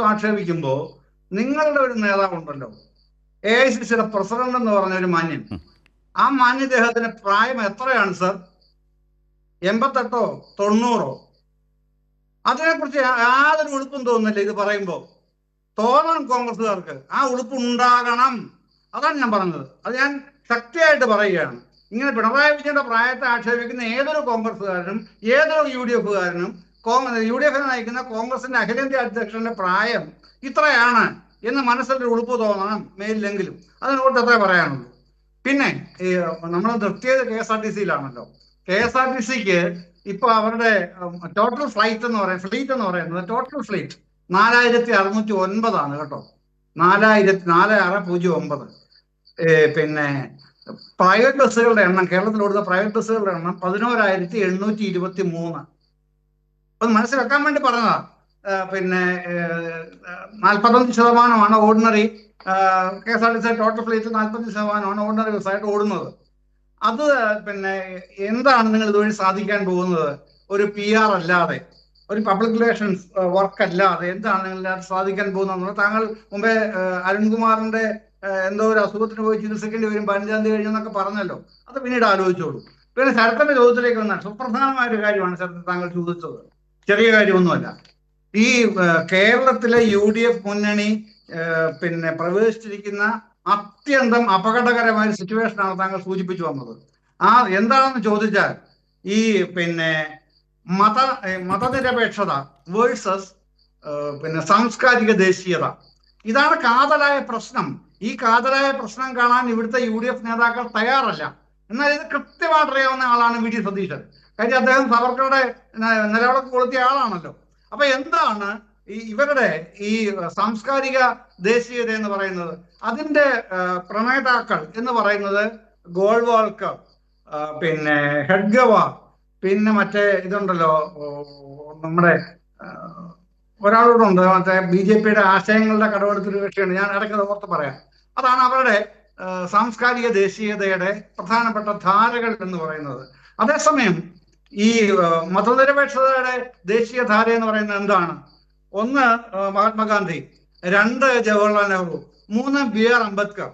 അപ്പൊ ഈ പറയുന്ന മതനിരപേക്ഷതയുടെ 3 വേഴ്സസ് സാംസ്കാരിക ദേശീയയുടെ 3, അതിനെയാണ് പിന്നെ അത് തമ്മിലാണ് ആന്തരിക വൈരുദ്ധ്യവും സംഘർഷവും നിലനിൽക്കുന്നത്. ഇതിനെ മാക്സിമം മൂർച്ഛിപ്പിക്കുകയാണ് പിന്നെ RSS ചെയ്യുന്നത്. അതുകൊണ്ടാണ് സാംസ്കാരിക സ്ഥാപനങ്ങൾ മാത്രമല്ല യൂണിവേഴ്സിറ്റികൾ അവർ കൈയടക്കുന്നത്. അത് കേവലം ഏതെങ്കിലും BC-മാരുടെ നിയമനത്തിന്റെ പേരിലോ സെനറ്റ് അംഗങ്ങളെ കൂട്ടമായിട്ട് തിരികെ പേരിലോ മാത്രം ചെറുതാക്കി കാണേണ്ട ഒരു പ്രശ്നമേ അല്ല. അത്യന്തം ഗുരുതരമായ RSS-വൽക്കരണത്തിന്റെ പ്രശ്നം തന്നെയാണത്. അതിനെ കാണാതിരിക്കുന്ന കോൺഗ്രസ്സുകാരായാലും ശരി, അത് അവരുടെ കാര്യം. പക്ഷെ നമ്മൾ ഇത്തരം കാര്യങ്ങൾ ചർച്ച ചെയ്യുമ്പോൾ നമുക്കത് ഏറ്റവും ഗൗരവമായി തന്നെ ഈ സാംസ്കാരിക ദേശീയത എന്താണ് പ്രതിനിധാനം ചെയ്യുന്നത്, എന്താണ് അവർ അടിച്ചേൽപ്പിക്കാൻ ഉദ്ദേശിക്കുന്നത്. ഞാൻ മുമ്പേ വിട്ടുപോയ പേര് ശ്യാമപ്രസാദ് മുഖർജി. ഈ ഹെഡ്ഗവാറും ഗോൾവൾക്കറും ശ്യാമപ്രസാദ് മുഖർജിയും ചേർന്നതാണ് RSS-ന്റെ സാംസ്കാരിക ദേശീയതയുടെ പ്രതിനിധാനങ്ങൾ. ഇപ്പുറത്ത് മതനിരപേക്ഷയുടെ പ്രതിനിധാനങ്ങൾ എന്ന് പറയുന്നത് മഹാത്മാഗാന്ധി, നെഹ്റു, അംബേദ്കറുമാണ്. അപ്പൊ ഈ ഏറ്റുമുട്ടലാണ് നടക്കുന്നത്. ഇതിനെ പരമാവധി മൂർച്ഛിപ്പിക്കുകയാണ് ഇവിടെയും ചെയ്യുന്നത്. ആർലേക്കർ ചെയ്യുന്ന പണി അതാണ്. അല്ല, അങ്ങനെ നെഹ്റുവിയൻ ലെഫ്റ്റായി നിൽക്കുന്ന ശ്രീ ജയചന്ദ്രൻ ഒന്ന് ചുരുക്കി, നെഹ്റുവിയൻ ലെഫ്റ്റാണ് എന്ന് സ്വയം അവകാശപ്പെടുകയോ വിശേഷിപ്പിക്കപ്പെടുകയോ ചെയ്യുന്ന മുഖ്യമന്ത്രിയുടെ ഭരണ സംവിധാനത്തിനകത്താണ് B അശോകിനെ പോലെയുള്ള ആളുകളുടെ വളരെ സുപ്രധാനമായ സ്ഥാനം. പറയാനുള്ളൂ, തികഞ്ഞ കപട മതനിരപേക്ഷവാദിയാണ് ഇന്നത്തെ കേരള മുഖ്യമന്ത്രി. അത് പറയാൻ എനിക്ക് ഒരു മടിയും സംശയവുമില്ല. തികഞ്ഞ കപട മതേതരവാദിയാണ്. അല്ലെങ്കിൽ ഇത്തരം കാര്യങ്ങൾ, ആറിലേക്കർ ഇത്തരം കാര്യങ്ങൾ ചെയ്യുമ്പോൾ ആദ്യം അതിന് മുന്നിട്ടിറങ്ങേണ്ട ആള് ഈ മുഖ്യമന്ത്രിയായിരുന്നു. അദ്ദേഹം അത് മിണ്ടുന്നില്ല, വരട്ടെ നോക്കാം എന്ന് പറഞ്ഞതുകൊണ്ട് ഉറപ്പിച്ച് ഞാൻ പറയുന്നു, അദ്ദേഹമാണ് യഥാർത്ഥ കപട മതേതരവാദി.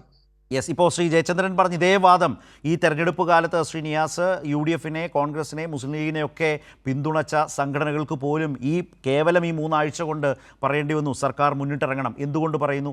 അങ്ങനെ മുന്നിട്ടിറങ്ങുന്നില്ല എന്ന തോന്നൽ ഉള്ളതുകൊണ്ടാണ്. ആ തോന്നൽ എന്നുള്ളതൊരു ബോധ്യമായി മാറിയിരിക്കുന്നു. ഇപ്പോൾ B അശോകിൻ്റെ കാര്യം പറഞ്ഞു. IAS ഉദ്യോഗസ്ഥരെ തിരിച്ചെടുത്ത് വകുപ്പുകൾ കൊടുക്കണം. പക്ഷേ എല്ലാ സർക്കാരുകളും അവരെ ഓരോരുത്തരെയും വിലയിരുത്തിയാണ് അതിനനുസരിച്ചായിരിക്കും വകുപ്പുകൾ കൊടുക്കുക. ഇപ്പോൾ ഏറ്റവും അധികം സംഘിവൽക്കരണം കാവ്യവൽക്കരണം നടക്കുന്നത് ഉന്നത വിദ്യാഭ്യാസ രംഗത്താണ്. ഓരോ ദിവസവും അത് ചാൻസലറായിട്ടുള്ള ഗവർണർമാർ ചെയ്തുകൊണ്ടിരിക്കുന്നു. അപ്പോൾ അതിൽ ഉന്നത വിദ്യാഭ്യാസ മന്ത്രിക്ക് തന്നെ പറയുന്നുണ്ട് MG സർവകലാശാലയുടെ കാര്യത്തിൽ ഈ ലിസ്റ്റ് കൊടുക്കാൻ കഴിഞ്ഞില്ല. അങ്ങനെ കഴിഞ്ഞില്ല എന്ന് പറയുമ്പോഴാണ് ഇന്ന് അതിന് വിരുദ്ധമായി മുഖ്യമന്ത്രി വാർത്താ സമ്മേളനത്തിൽ മറ്റൊന്ന് പറയുന്നത്. അങ്ങനെ B. അശോകിൻ്റെ കാര്യത്തിൽ നേരത്തെ അരുൺകുമാർ പറഞ്ഞില്ലേ, ഉമ്മൻചാണ്ടി നടപടിയെടുത്ത ആളാണ്, എന്തിൻ്റെ പേരിലാണ് ഞാൻ ആവർത്തിക്കുന്നില്ല. അങ്ങനെയുള്ള ആളിൻ്റെ രാഷ്ട്രീയം ഒരു വിഷയമേ അല്ല, കാഴ്ചപ്പാടുകൾ വിഷയമല്ല, അഭിരുചി വിഷയമല്ല എന്ന് VD സതീശൻ പറഞ്ഞാൽ എന്താണ് അതിൻ്റെ അർത്ഥം? ഈ പറഞ്ഞതുപോലെയുള്ള വളരെ വലിയ വിമർശനങ്ങൾ ഉയരും. അദ്ദേഹത്തിൻ്റെ മതനിരപേക്ഷ ക്രെഡൻഷ്യലിൽ ഈ പറഞ്ഞതുപോലെ തന്നെ വലിയ വെല്ലുവിളികളും വിമർശനങ്ങളും ഉയരുകയും ചെയ്യും. തുടക്കമേ ആയിട്ടുള്ളൂ, അപ്പോൾ തന്നെയാണ് ഇത് വരുന്നതെന്ന് ഓർക്കണം ശ്രീനിവാസ്. ഇക്കാര്യത്തിൽ എനിക്ക് പറയാനുള്ളത്, നിങ്ങൾ മനസ്സിലാക്കേണ്ടത്, ഇപ്പോൾ B. അശോകിൻ്റെ കാര്യം നിങ്ങൾ പറഞ്ഞു. B. അശോക് കേരളത്തിൽ എപ്പോഴാണ് നിങ്ങൾക്ക് അനഭിമതനായത്? ഗവൺമെൻറ്റിൻ്റെ ചെയ്തികൾ, ഗവൺമെൻറ്റിൻ്റെ കെടുകാര്യസ്ഥതകൾ, ഗവൺമെൻറ്റിൻ്റെ അഴിമതികൾ, അതൊക്കെ അദ്ദേഹം തുറന്ന് പറയാനും ഫയൽ എഴുതാനും തുടങ്ങി. അപ്പോൾ നിങ്ങൾക്ക് അദ്ദേഹം ഏറ്റവും വലിയ കുഴപ്പക്കാരനായി. BJPക്ക് ഒരു പരിപാടിയുണ്ട്, BJPക്ക് എതിരായി വിമർശിച്ചാൽ അയാൾ രാജ്യദ്രോഹിയാവും. നിങ്ങളുടെ ഗവൺമെൻറ്റിനെയോ നിങ്ങളെയോ ഉപദ്രവിച്ചാൽ ഉടനെ അദ്ദേഹം സംഘിയാവും. അത് നിങ്ങളുടെ ഒരു ശൈലിയാണ്. ജയചന്ദ്രനെ പോലെയുള്ള ഒരു മാധ്യമ പ്രവർത്തകരൊക്കെ ഈ രീതിയിലുള്ള സമീപനം എടുക്കുന്നത് വളരെ, ഞാനൊരു കാര്യം പ്ലീസ് B. അശോകിനെ സംബന്ധിച്ചിടത്തോളം അദ്ദേഹം നല്ല IAS ഉദ്യോഗസ്ഥനാണെന്നുള്ള അഭിപ്രായം തന്നെയാണ്. അദ്ദേഹത്തിന് അഭിപ്രായങ്ങളുണ്ട്, അത് എപ്പോഴും ഞങ്ങൾക്ക് അനുകൂലമായ അഭിപ്രായങ്ങളായിരിക്കില്ല. അദ്ദേഹത്തിന് ചില വിമർശനങ്ങളുണ്ട്, അത് ഞങ്ങൾക്കെതിരായുള്ള വിമർശനങ്ങളായിരിക്കും. അനുകൂലമായാലും എതിരായാലും അദ്ദേഹം പറയുന്ന കാര്യങ്ങളും അദ്ദേഹത്തിന്റെ കഴിവ്, ആ കഴിവ് ഒരു മിനിറ്റ് ആ കഴിവ് ഉറ്റ ഉദ്യോഗസ്ഥരെ എല്ലാവരെയും നിങ്ങൾ മാറ്റി നിർത്തി. എന്നിട്ട് നിങ്ങൾ ഏറാൻ മൂളികളെയും നിങ്ങൾക്ക് അഴിമതി നടത്താൻ മാത്രം മുന്നോട്ട് കൊണ്ടുപോകുന്ന നിലപാടാണ് കഴിഞ്ഞ 10 വർഷമായി നിങ്ങൾ മുന്നോട്ട് കൊണ്ടുപോയത്. കഴിവുറ്റ B. അശോക് ഉൾപ്പെടെയുള്ള പ്രശാന്ത് ഉൾപ്പെടെയുള്ള ആളുകളെ കൊണ്ടുവരണം എന്ന് തന്നെയാണ് അഭിപ്രായം. പക്ഷേ ഇവിടെ ഉന്നത വിദ്യാഭ്യാസ മേഖലയുമായി ബന്ധപ്പെട്ട് ഞങ്ങളുടെ മന്ത്രി റോജി എം ജോൺ വളരെ വ്യക്തമായി പറഞ്ഞിട്ടുണ്ട്, ഉന്നത വിദ്യാഭ്യാസ മേഖലകളിൽ കാവ്യവൽക്കരണം അത് തിരക്കേടില്ല, ആരായിരുന്നാലും തിരക്കേടില്ല, അത് അംഗീകരിക്കില്ല പറഞ്ഞിട്ടുണ്ട്.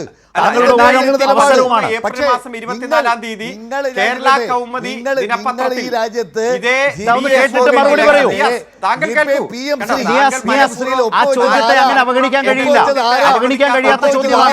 ഒപ്പുവെച്ചിട്ടും ഒപ്പുവെച്ചില്ല എന്ന് പറഞ്ഞത് ആരാ?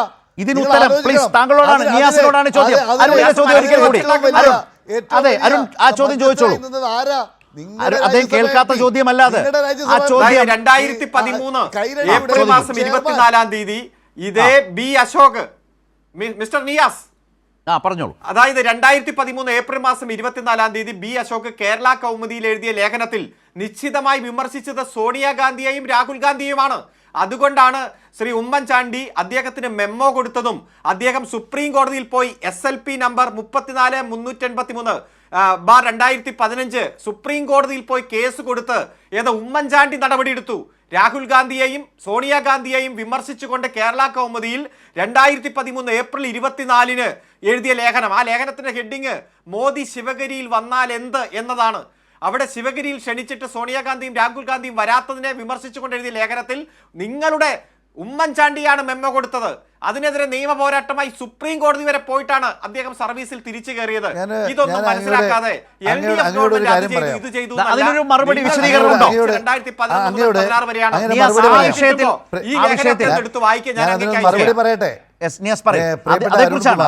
താങ്കളെ പോലെ BJPയെ പോലെ ഞങ്ങൾ അഭിപ്രായം പറയുന്നവരെ കശാപ്പ് ചെയ്യുന്ന, ഉന്മൂലനം ചെയ്യുന്ന ഉന്മൂലന സിദ്ധാന്തത്തിലുള്ളവരല്ല. ഞങ്ങൾ ജനാധിപത്യവാദികളാണ്. അതുകൊണ്ടാണ് വിമർശനങ്ങൾ എന്ത് നടത്തിയാലും ആ വിമർശനങ്ങളെ വിമർശനങ്ങളായി കണ്ട് അവർ ചെയ്യുന്ന നല്ല പ്രവർത്തനങ്ങളും അവരുടെ കഴിവുകളെയും അംഗീകരിച്ച് മുന്നോട്ട് കൊണ്ടുപോകുക അങ്ങനെയാണെങ്കിൽ ഞങ്ങളുടെ ലക്ഷ്യം. ഉമ്മൻചാണ്ടിയാണ് നിങ്ങൾ വിമർശിക്കുന്നത്. നിങ്ങൾ വളരെ രസകരമാണ്. നിയാസിന്റെ സ്ട്രാറ്റജി രസമാണ്. വിഷയത്തിലേക്ക് കടക്കാതെ ഉമ്മൻചാണ്ടിയെ പരാമർശിക്കാതെ ആ സർക്കാരിന്റെ കാലത്ത് അശോകിനെതിരെ എടുത്ത നടപടിയെ കുറിച്ച് പരാമർശിക്കാതെ കേവല വിശദീകരണം കൊണ്ട് കാര്യമില്ല. ഉമ്മൻചാണ്ടിയുടെ നടപടിയും വി ഡി സതീശന്റെ നടപടിയും ഒത്തുപോകില്ല. നിയാസ് ഉത്തരമുണ്ടെങ്കിൽ അത് പറയണം. ഉമ്മൻചാണ്ടിയുടെ കാലത്ത് അദ്ദേഹം എടുത്ത നടപടിയും വി ഡി സതീശൻ ഇപ്പോൾ പറയുന്ന ന്യായീകരണവും ഒത്തുപോകില്ല. വിശദീകരണം എന്താണ് നിയാസ് പറയാനുള്ളത്? ശരത്തെ ഞാൻ വീണ്ടും പറയാലോ, അന്ന് അദ്ദേഹം എടുത്ത നടപടിക്ക് ഞങ്ങൾ ഷോക്കോസ് കൊടുത്തു, അത് ഞങ്ങൾ നിയമ നടപടി എടുത്തു, അത് അവസാനിച്ചു അവിടെ. ഒരാൾ ജീവിതത്തിൽ ഒരു അഭിപ്രായം പറഞ്ഞതിന്റെ പേരിൽ ജീവിതകാലം മുഴുവൻ 51 വെട്ടി അയാളെ കൊല്ലലല്ല കോൺഗ്രസിന്റെ നിലപാട്. അതായത് സംഘപരിവാർ അഭിനിവേശം താല്പര്യമുള്ള ഉദ്യോഗസ്ഥർ നിങ്ങൾക്കൊരു തടസ്സമല്ല. ഞങ്ങളെ സംബന്ധിച്ചിടത്തോളം അതല്ലേ പറഞ്ഞു വെച്ചത്? സംഘപരിവാർ അഭിനിവേശവും താല്പര്യവുമുള്ള ഉദ്യോഗസ്ഥർ നിങ്ങൾക്കൊരു ബുദ്ധിമുട്ടല്ല. ഇങ്ങനെ അസഹിഷ്ണുത ആവരുത്. താങ്കൾ ഇന്നും മാധ്യമ പ്രവർത്തകനാണ്. പോയിട്ടുള്ളൂ.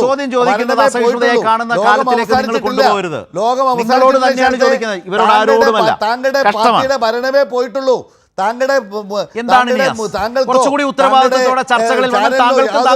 സംഭവിച്ചിട്ടില്ല. താങ്കൾ ദയവായി സഹിഷ്ണുത കാണിക്കൂ. ദയവായി സഹിഷ്ണുത കാണിക്കൂ. ഞങ്ങളിപ്പോ പറയാം, ഇതാണ് ശരത്തെ. ഇങ്ങനെ അസഹിഷ്ണുത കാണിച്ചാൽ, ഇപ്പം തന്നെ അസഹിഷ്ണുത കാണിച്ചാൽ 10-15 ദിവസം ആകുമ്പോഴേക്ക് ഇതാണ് സ്ഥിതിയെങ്കിൽ ഒരു 10 കൊല്ലം കഴിഞ്ഞാൽ ശരത്ത് ജീവിക്കണ്ടേ? കാണിച്ചാൽ എങ്ങനെ 19-ാം തീയതി എങ്ങനെ ശരത്ത് ന്യൂസ് വായിക്കും? 19-ാം തീയതിത്തെ വാർത്ത എങ്ങനെ ശരത്തിന് ഉൾക്കൊള്ളാൻ കഴിയും? ശരത്തെ ശാന്തമാകൂ. ശരത്ത് ഒരുപാട് കാര്യങ്ങൾ കാണാൻ പോകുന്നു. മുഖ്യമന്ത്രിയായ കാലത്ത് ഞാൻ മാധ്യമപ്രവർത്തനം നടത്തിയിട്ടുണ്ട്.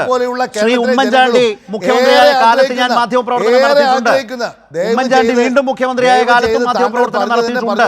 വി ഡി സതീശൻ മുഖ്യമന്ത്രിയാവുന്ന ഇതേ കാലത്ത് മാധ്യമപ്രവർത്തകനായി തന്നെ ഉണ്ടാകും. ചോദ്യം ചോദിക്കുമ്പോൾ ഇമാതിരി വർത്തമാനം കൊണ്ട് ഒരു കാര്യവുമില്ല. ഉമ്മൻചാണ്ടിയെ കല്ലെറിഞ്ഞ് നെറ്റി പൊട്ടിച്ച് അദ്ദേഹത്തിനെ കല്ലെറിഞ്ഞ് പരിക്കേൽപ്പിച്ച സഹാക്കളോട് പുറത്തവനാണ് ഉമ്മൻചാണ്ടി. അത് ആലോചിക്കണം. ഒരു പൊതുയോഗത്തിൽ സംസാരിച്ചാൽ പോലും കേട്ടിരിക്കുന്ന ആളുകൾ എഴുതിച്ചു പോകും. പ്രവർത്തനം നടത്തിയവരാണ്. ഏതൊക്കെയോ വഴിക്ക് എന്തെല്ലാമോ പറഞ്ഞിട്ട് എന്ത് കാര്യം. ശ്രീ ജയചന്ദ്രൻ, നമ്മൾ എല്ലാവരും ദയവായി ഒന്ന് ചുരുക്കി ഈ ചർച്ചയുടെ ഒരു അവസാന ഭാഗത്തേക്ക് പോകാമെന്ന് വിചാരിക്കുന്നു. സാധാരണ ഇപ്പോൾ പ്രതിപക്ഷത്തിരിക്കുമ്പോഴാണ് വളരെ ആവേശകരമായൊക്കെ കടന്നാക്രമിക്കുന്ന ഒരു ശൈലി സ്വീകരിക്കേണ്ടത്. ഭരണപക്ഷത്തിരുന്നു കൊണ്ട് സർക്കാർ ചെയ്യുന്ന കാര്യങ്ങൾ വിശദീകരിച്ച് ചർച്ചകളിൽ പോയാൽ മതി. പക്ഷേ നിർഭാഗ്യമെന്ന് പറയട്ടെ, നിയാസ് ഒരു ഇപ്പോഴും പഴയ പ്രതിപക്ഷമാണെന്നുള്ള മട്ടിലാണോ ഈ സർക്കാരിനെ കാണുന്നതെന്ന് തോന്നുന്നുണ്ട്. ഞാൻ പറയാൻ വന്നൊരു വിഷയം ശ്രീ ജയചന്ദ്രൻ, ഇപ്പോൾ ഉദ്യോഗസ്ഥരുടെ സംഘപരിവാർ അഭിനിവേശം, അവരുടെ ആ താല്പര്യം, അത് പല നിലയ്ക്കും അവർ വെളിപ്പെടുത്തിയിട്ടുണ്ട് എന്ന പ്രശ്നം ഇപ്പോൾ ബി അശോകിൻ്റെ അടക്കം വിഷയം മുൻനിർത്തി തന്നെ വരുമ്പോൾ വി ഡി സതീശൻ എന്ന മുഖ്യമന്ത്രി എന്താണ് പൊതുസമൂഹത്തോട് പറയുന്നത്? അത്തരമൊരു പശ്ചാത്തലമൊന്നും തങ്ങൾക്കൊരു പ്രശ്നമേ അല്ല എന്ന് പറഞ്ഞു വെക്കുകയാണ്. അതും ഉമ്മൻചാണ്ടി സർക്കാരിൻ്റെ കാലത്ത് ഇത്തരം പ്രവർത്തികളുടെ ഭാഗമായി, ഇത്തരം അഭിപ്രായ പ്രകടനങ്ങളുടെ ഭാഗമായി നടപടിയെടുത്ത ഉദ്യോഗസ്ഥന് പോലും ക്ലീൻ ചിറ്റ് കൊടുക്കുന്ന നിലയിലേക്ക് വി ഡി സതീശൻ സർക്കാർ മാറുകയാണോ? അതേപോലെ തന്നെ മറ്റൊന്നുകൂടി സംഭവിക്കുന്നു. ഇതേ സർക്കാർ തന്നെ വെച്ച പൊതുവിദ്യാഭ്യാസ സെക്രട്ടറിയെ ഈ സർക്കാർ തന്നെ ആഴ്ചകൾ കൊണ്ട് മാറ്റുന്നു. അതിൽ ഏറ്റവും അധികം ആസ്വദിക്കുന്നത് വിശ്വ ഹിന്ദു പരിഷത്താണ് എന്നുകൂടി വന്നാൽ ഞാൻ ശ്രീ നിയാസിൽ നിന്ന് അതിനൊരു വലിയ ഉത്തരവൊന്നും പ്രതീക്ഷിക്കുന്നില്ല. കാരണം അദ്ദേഹം ഇത് കേൾക്കുമ്പോൾ അദ്ദേഹത്തിനുണ്ടാകുന്ന പരിമിതികളും പ്രതിസന്ധികളും എനിക്ക് മനസ്സിലാവും. ഗൗരവമുള്ളൊരു വിഷയമാണോ ശ്രീ ജയചന്ദ്രൻ? വളരെ ക്യുക്കായി ചുരുക്കി. 2015 അന്നത്തെ മുഖ്യമന്ത്രിയെ നോക്കി, അതായത് ഉമ്മൻചാണ്ടി നോക്കി, ഇതുപോലെ ഇത്രമേൽ നാറിയൊരു ഭരണം കേരളം കണ്ടിട്ടില്ല എന്ന് പറഞ്ഞയാളാണ് ഇന്നത്തെ കേരള മുഖ്യമന്ത്രി. എന്ത് പറയും നിയാസ്? അത് അന്നങ്ങനെ പറഞ്ഞെങ്കിൽ അന്ന് ശരിയായിരുന്നു, ഇന്നത് പറയേണ്ട കാര്യമില്ല എന്നേ പറയൂ. അതുപോലെ തന്നെ ഇയാളുണ്ടല്ലോ അശോക് എന്ന് പറയുന്ന IAS ഉദ്യോഗസ്ഥൻ, അയാളാണ് ഇപ്പോൾ RSSുമായി BJPയുമായി യൂണിയൻ ഗവൺമെന്റുമായി ഒക്കെ ബന്ധിപ്പിക്കുന്ന UDFന്റെ പാലം ഈ അശോകാണ് എന്ന് ആർക്കാണ് അറിയാത്തത്? കോൺഗ്രസ്സുകാർക്ക് അറിയില്ലേ? പക്ഷേ മുഖ്യമന്ത്രി അങ്ങനെ തീരുമാനിച്ചാൽ അതിനെ ഏതെങ്കിലും തരത്തിൽ ചോദ്യം ചെയ്യാൻ കെൽപ്പുള്ള ഒരാളും അവിടെ ഇല്ലല്ലോ, ഒരു മുന്നണിയിലെ ഒരു പാർട്ടിയും ഇല്ലല്ലോ. അപ്പൊ ഇത് നിയാസിനെ പോലുള്ളവർക്കൊക്കെ പരമാവധി കഴിയുന്നത് പരിഹസിക്കാൻ നോക്കുക എന്നുള്ളതേ ഉള്ളൂ. ആ പരിഹാസം തന്നെ അദ്ദേഹത്തിന്റെ കുറ്റസമ്മതമായിട്ട് ഞാൻ എടുക്കുന്നു, അത്രേ ഉള്ളൂ. ശരി. ശ്രീ നിയാസ് ഒരു മറുപടി, അതായത് ഇപ്പോൾ ശ്രീ ജയചന്ദ്രൻ ആരോപിച്ചതുപോലെ ഈ ബി അശോകിൻ്റെ രാഷ്ട്രീയം തങ്ങൾക്കൊരു വിഷയമല്ല എന്ന പരസ്യ പ്രഖ്യാപനം നടത്തിയ മുഖ്യമന്ത്രിയായി നിൽക്കുകയാണ് ശ്രീ വി ഡി സതീശൻ. അതിൻ്റെ പശ്ചാത്തലമൊക്കെ രാഷ്ട്രീയം വീക്ഷിക്കുന്ന ആളുകൾക്കും മനസ്സിലാകും എന്നിരിക്കെ പോലും ഇങ്ങനെ പരസ്യമായി പറയാൻ വി ഡി സതീശൻ തയ്യാറായിരിക്കുന്നു എന്നുണ്ട്. അവിടെ ശ്രീ ജയചന്ദ്രൻ നിരീക്ഷിച്ചതുപോലെയോ ആരോപിച്ചതുപോലെയോ ബി അശോക് ഈ ഭരണത്തിലെ സംഘ് പരിവാറിലേക്കുള്ള BJP ഭരണത്തിലേക്കുള്ള കേന്ദ്ര ഭരണത്തിലേക്കുള്ള ഒരു പാലമാണോ? നോക്കൂ, DGP നിയമിച്ചപ്പോൾ ഞങ്ങൾ ഈ കാര്യം ഉന്നയിച്ചപ്പോൾ നിങ്ങളെന്താ പറഞ്ഞത്? പണ്ട് DGP നിയമിച്ചപ്പോൾ അപ്പം നിങ്ങളെന്താ പറഞ്ഞത്? ഇതൊക്കെ ഞങ്ങൾ പറയുന്ന വെറുതെ ഇത് തന്നെയാണ്. നിങ്ങൾക്ക് ഇഷ്ടമില്ലാത്ത അച്ചി തൊട്ടതെല്ലാം കുറ്റമെന്ന് പറഞ്ഞതുപോലെ നിങ്ങൾക്ക് ഇഷ്ടമില്ലാത്ത ഒരു ബി അശോകിനെ കുറിച്ച് നിങ്ങളുടെ സംഘി പരിവേഷം കലക്കുകയാണ്. ഞങ്ങൾ അദ്ദേഹത്തിൻ്റെ പ്രവർത്തനത്തിൽ ഞങ്ങൾക്ക് 100% അദ്ദേഹത്തിൻ്റെ കഴിവിലും അദ്ദേഹത്തിൻ്റെ പ്രവർത്തനത്തിലും ഞങ്ങൾക്ക് വിശ്വാസമുണ്ട്. അദ്ദേഹത്തിൻ്റെ നിലപാടുകളും അഭിപ്രായങ്ങളും വ്യത്യസ്തങ്ങളായിരിക്കാം, പക്ഷേ അദ്ദേഹത്തെ ഏൽപ്പിച്ച ജോലികൾ അദ്ദേഹം നന്നായി ചെയ്യുന്നുണ്ടെന്ന് മാത്രമേ ഉള്ളൂ. ഒറ്റ കാര്യം ഞാൻ പറയാം. ഇപ്പോൾ പ്രായത്തെക്കുറിച്ച് ഞാൻ പറഞ്ഞത്, അങ്ങ് പറയുന്നത് പ്രായത്തെ അപമാനിക്കാനല്ല. 80 വയസ്സ് കഴിഞ്ഞ കേരളത്തിലെ മുഖ്യമന്ത്രിക്ക് 80 വയസ്സ് കഴിഞ്ഞിട്ടും പ്രായപ്പെട്ടവർക്ക് വേണ്ടി ഒന്നും ചെയ്യാൻ തോന്നിയില്ല എന്ന് മാത്രമേ ഞാൻ പറഞ്ഞതിന് അർത്ഥമുള്ളൂ. അല്ലാതെ അദ്ദേഹത്തിന് 80 വയസ്സായി. ഞങ്ങളുടെ നേതാവ് K കരുണാകരൻ എത്ര വയസ്സിലാണ് മുഖ്യമന്ത്രിയായത്? അതല്ല ഞാൻ പറഞ്ഞത്. അദ്ദേഹം 80 വയസ്സുകാർ കഴിഞ്ഞ കേരളത്തിലെ മുഖ്യമന്ത്രി 70 വയസ്സുകാരൻ്റെ അല്ലെങ്കിൽ കഴിഞ്ഞ ആളുകൾക്ക് വേണ്ടി വയോജന വകുപ്പോ അല്ലെങ്കിൽ അതുമായി ബന്ധപ്പെട്ട ഒരു കാര്യവും ചെയ്തില്ല എന്നാണ്. അത് ജയചന്ദ്രൻ അങ്ങ് ഒന്ന് അലക്കി തേച്ചു, അത്ര മാത്രമേ ഉള്ളൂ. എനിക്കൊരു കാര്യം വളരെ വ്യക്തമാണ്. ഇവിടെ നിങ്ങൾ വ്യക്തിപരമായി എന്തൊക്കെ പറഞ്ഞാലും ഞങ്ങൾ ഞങ്ങളുടെ ഗ്യാരണ്ടികളുമായും ഞങ്ങളുടെ പ്രകടന പത്രികയിലെ കാര്യങ്ങളുമായി ഞങ്ങൾ മുന്നോട്ട് പോകും. ജനപക്ഷ നിലപാടുമായി ഞങ്ങൾ മുന്നോട്ട് പോകും. നിങ്ങൾക്ക് ഒരു സംശയം വേണ്ട. ഗ്യാരണ്ടികൾ 2 നടപ്പിലാക്കി, ഇനി ബാക്കി 3 കൂടി നടപ്പിലാക്കിയാണ്. മാത്രമല്ല ഞങ്ങളെ 100 പേജുകളുള്ള പ്രകടന പത്രികകൾ.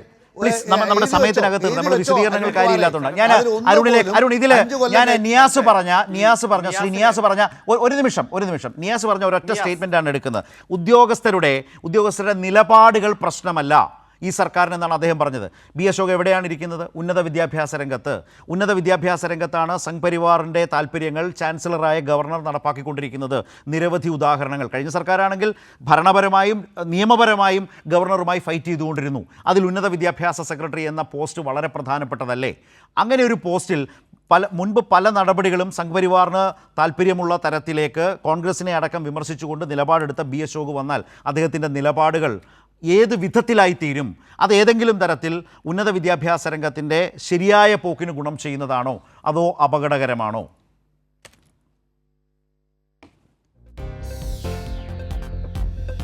തീർച്ചയായും ഇപ്പോൾ നിയാസ് ഒന്ന് മനസ്സിലാക്കേണ്ടത്, ഇപ്പോൾ DCC കോഴിക്കോട് അദ്ദേഹത്തിന് പൊതുയോഗം ഒന്നും കൊടുക്കുന്നില്ലെന്ന് തോന്നുന്നു. അതുകൊണ്ട് ഇവിടെ ചോദ്യങ്ങൾക്ക് മറുപടി പറയാതെ അദ്ദേഹം പ്രസംഗിക്കുക ചെയ്തത്.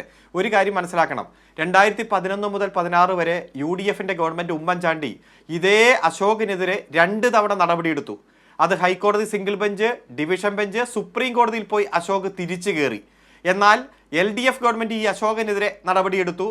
വ്യത്യസ്തമായിട്ടുള്ള കാരണങ്ങളാൽ കൃത്യമായിട്ടുള്ള നിയമം ലംഘിച്ചുകൊണ്ട് പ്രവർത്തിച്ചതിന്റെ ഭാഗമായി സർവീസ് റൂൾ വയലേറ്റ് ചെയ്തതിന്റെ ഭാഗമായി ഒരു തവണ പോലും അദ്ദേഹത്തിന് തിരിച്ചു കയറാൻ അല്ലെങ്കിൽ LDF സർക്കാർ എടുത്ത നടപടി തെറ്റാണെന്ന് കോടതിയിൽ നിന്ന് സ്ഥാപിക്കാൻ കഴിഞ്ഞില്ല. അതുപോലെ മറ്റൊരു IAS ഉദ്യോഗസ്ഥനുണ്ട് പ്രശാന്ത്, പലതവണ നടപടിയെടുത്തു. ഒരു തവണ പോലും കോടതിയിൽ പോയി തിരിച്ചു കയറാൻ കഴിഞ്ഞില്ല. ഇപ്പം നിങ്ങളുടെ ഗവൺമെന്റ് വരുമ്പോഴാണ് തിരിച്ചു കയറുന്നത്. സർവീസ് റൂൾ ലംഘിച്ചാൽ ഏത് ഉദ്യോഗസ്ഥനെതിരെ നടപടിയെടുക്കും? ആർജവത്തോടെ നടപടിയെടുക്കും. നിങ്ങളിപ്പോൾ നടപടിയൊക്കെ പിൻവലിച്ച് ഉന്നത പോസ്റ്റുകളിൽ ഇരുത്തി കേരളത്തിന്റെ ഉന്നത വിദ്യാഭ്യാസ മേഖലയെ വർഗീയവൽക്കരിക്കാൻ ആക്കം കൂട്ടിയത് എന്താണോ സംഘപരിവാർ തീരുമാനിച്ചിരിക്കുന്നത് അത് ചെയ്തോളാൻ പറഞ്ഞിരിക്കുകയാണ്. അതുകൊണ്ട് നിങ്ങൾ ദുഃഖിക്കേണ്ടി വരും. ഉന്നത വിദ്യാഭ്യാസ മേഖലയിൽ RSS എന്താണ് ഉദ്ദേശിക്കുന്നത്, ഗവർണർ എന്താണ് ഉദ്ദേശിക്കുന്നത്, കേന്ദ്രം എന്താണ് ഉദ്ദേശിക്കുന്നത്, അതിനെ പച്ചപ്പരവതാനി വിരിച്ച് സ്വീകരിക്കുന്ന നിലപാടാണ് പറഞ്ഞില്ല. വയോജന വകുപ്പ് കൊണ്ടുവന്നപ്പോ ഏറ്റവും ആദ്യം DCC സെക്രട്ടറിയുടെ വീടിന്റെ മുന്നിൽ വന്ന് ഒരു വയോജനം മിസ്റ്റർ ഇബ്രാഹിം ആത്മഹത്യ ചെയ്യുക ചെയ്ത, ശരീരത്തിൽ പെട്രോൾ ഉപയോഗിച്ചുകൊണ്ട് ആ വയോജന വകുപ്പ് തുടങ്ങിയ അതേ DCCയുടെ അല്ലെങ്കിൽ KPCCയുടെ കീഴിലുള്ള DCC സെക്രട്ടറിയുടെ വീട്ടിൽ വന്ന് ആത്മഹത്യ ചെയ്തത് നമ്മൾ കണ്ടു. അതുപോലെ നിങ്ങളുടെ വൈരുദ്ധ്യമാണ് ഞങ്ങൾ ചൂണ്ടിക്കാണിച്ചത്. 21 ദിവസമേ ആയുള്ളൂ. ഞങ്ങളായിട്ടൊന്നും ഉയർത്തി പിടിച്ചില്ല. കാരണം ഞങ്ങൾക്കറിയാം ഒരു ഭരണകക്ഷി ഭരണത്തിൽ വന്നാൽ കുറച്ച് സമയം വേണം. പക്ഷേ നിങ്ങൾ പറഞ്ഞതിലെ വ്യത്യാസം, നിങ്ങൾ പറഞ്ഞതിലെ വൈരുദ്ധ്യം, വിരുദ്ധത നിങ്ങൾ തന്നെ തിരുത്തി പറഞ്ഞത് മാത്രമേ ഞങ്ങൾ ചൂണ്ടിക്കാണിച്ചിട്ടുള്ളൂ. മറുഭാഗത്തേക്ക് പോയാൽ നിരവധി ഞങ്ങൾക്ക് ചൂണ്ടിക്കാണിക്കാനുണ്ട്. വരും ദിവസങ്ങളിൽ ഉത്തരവാദിത്തപ്പെട്ട പ്രതിപക്ഷമായി ഞങ്ങൾ അത് ചൂണ്ടിക്കാണിക്കാം. റൈറ്റ്. ഏതായാലും ഈ ചർച്ചകൾ തുടർന്നുകൊണ്ടേയിരിക്കും. കാരണം ഭരണമാറ്റത്തിലൂടെ ഒരു പുതിയ സർക്കാർ വന്നിരിക്കുന്നു. കേവലം 3 ആഴ്ച മാത്രം പിന്നിട്ടിട്ടും ഞാൻ ഇടയ്ക്ക് സൂചിപ്പിച്ചതുപോലെ സംഭവ ബഹുലമാണ് ആ 3 ആഴ്ചകൾ എന്നുള്ളത് കാണാതിരുന്നുകൂടാ എന്നത് പ്രധാനപ്പെട്ട കാര്യം. അവരുടെ ഇന്ദിരാ ഗ്യാരണ്ടി വാഗ്ദാനങ്ങളിൽ ഏറ്റവും പ്രധാനപ്പെട്ടതായി ഉണ്ടായിരുന്നത് ഈ സൗജന്യ യാത്ര KSRTCയിൽ എന്നുള്ളതാണ്. അതൊരു ഓർഡിനറി ഗ്യാരണ്ടിയായി മാറി എന്ന അവസ്ഥയിലാണ് ഇന്ന് എത്തപ്പെട്ടിട്ടുള്ളത്. അതുപോലെ തന്നെ മുഖ്യമന്ത്രിയുടെ വാർത്താ സമ്മേളനങ്ങളിലൂടെ ഈ സർക്കാരിൻ്റെ മതനിരപേക്ഷ മുഖം കൂടുതൽ അപകടകരമായ നിലയിൽ ആളുകളുടെ ഇടയിലേക്ക് ചെല്ലും വിധത്തിലേക്കുള്ള പ്രശ്നങ്ങൾ കൂടുതലായി വരുന്നു. വർഗീയവൽക്കരണം, അതുപോലെ തന്നെ സംഘ് പരിവാറിൻ്റെ കാവ്യവൽക്കരണം ഉന്നത വിദ്യാഭ്യാസ രംഗത്ത്, അതിന് ആക്കം കൂട്ടുന്ന വിധത്തിലേക്ക് നിയമനങ്ങൾ ഉണ്ടാകുന്നു എന്ന പ്രശ്നം. ഉന്നത വിദ്യാഭ്യാസ വകുപ്പ് നിശബ്ദത ഒരു ഭാഗത്ത് പാലിക്കുന്നു.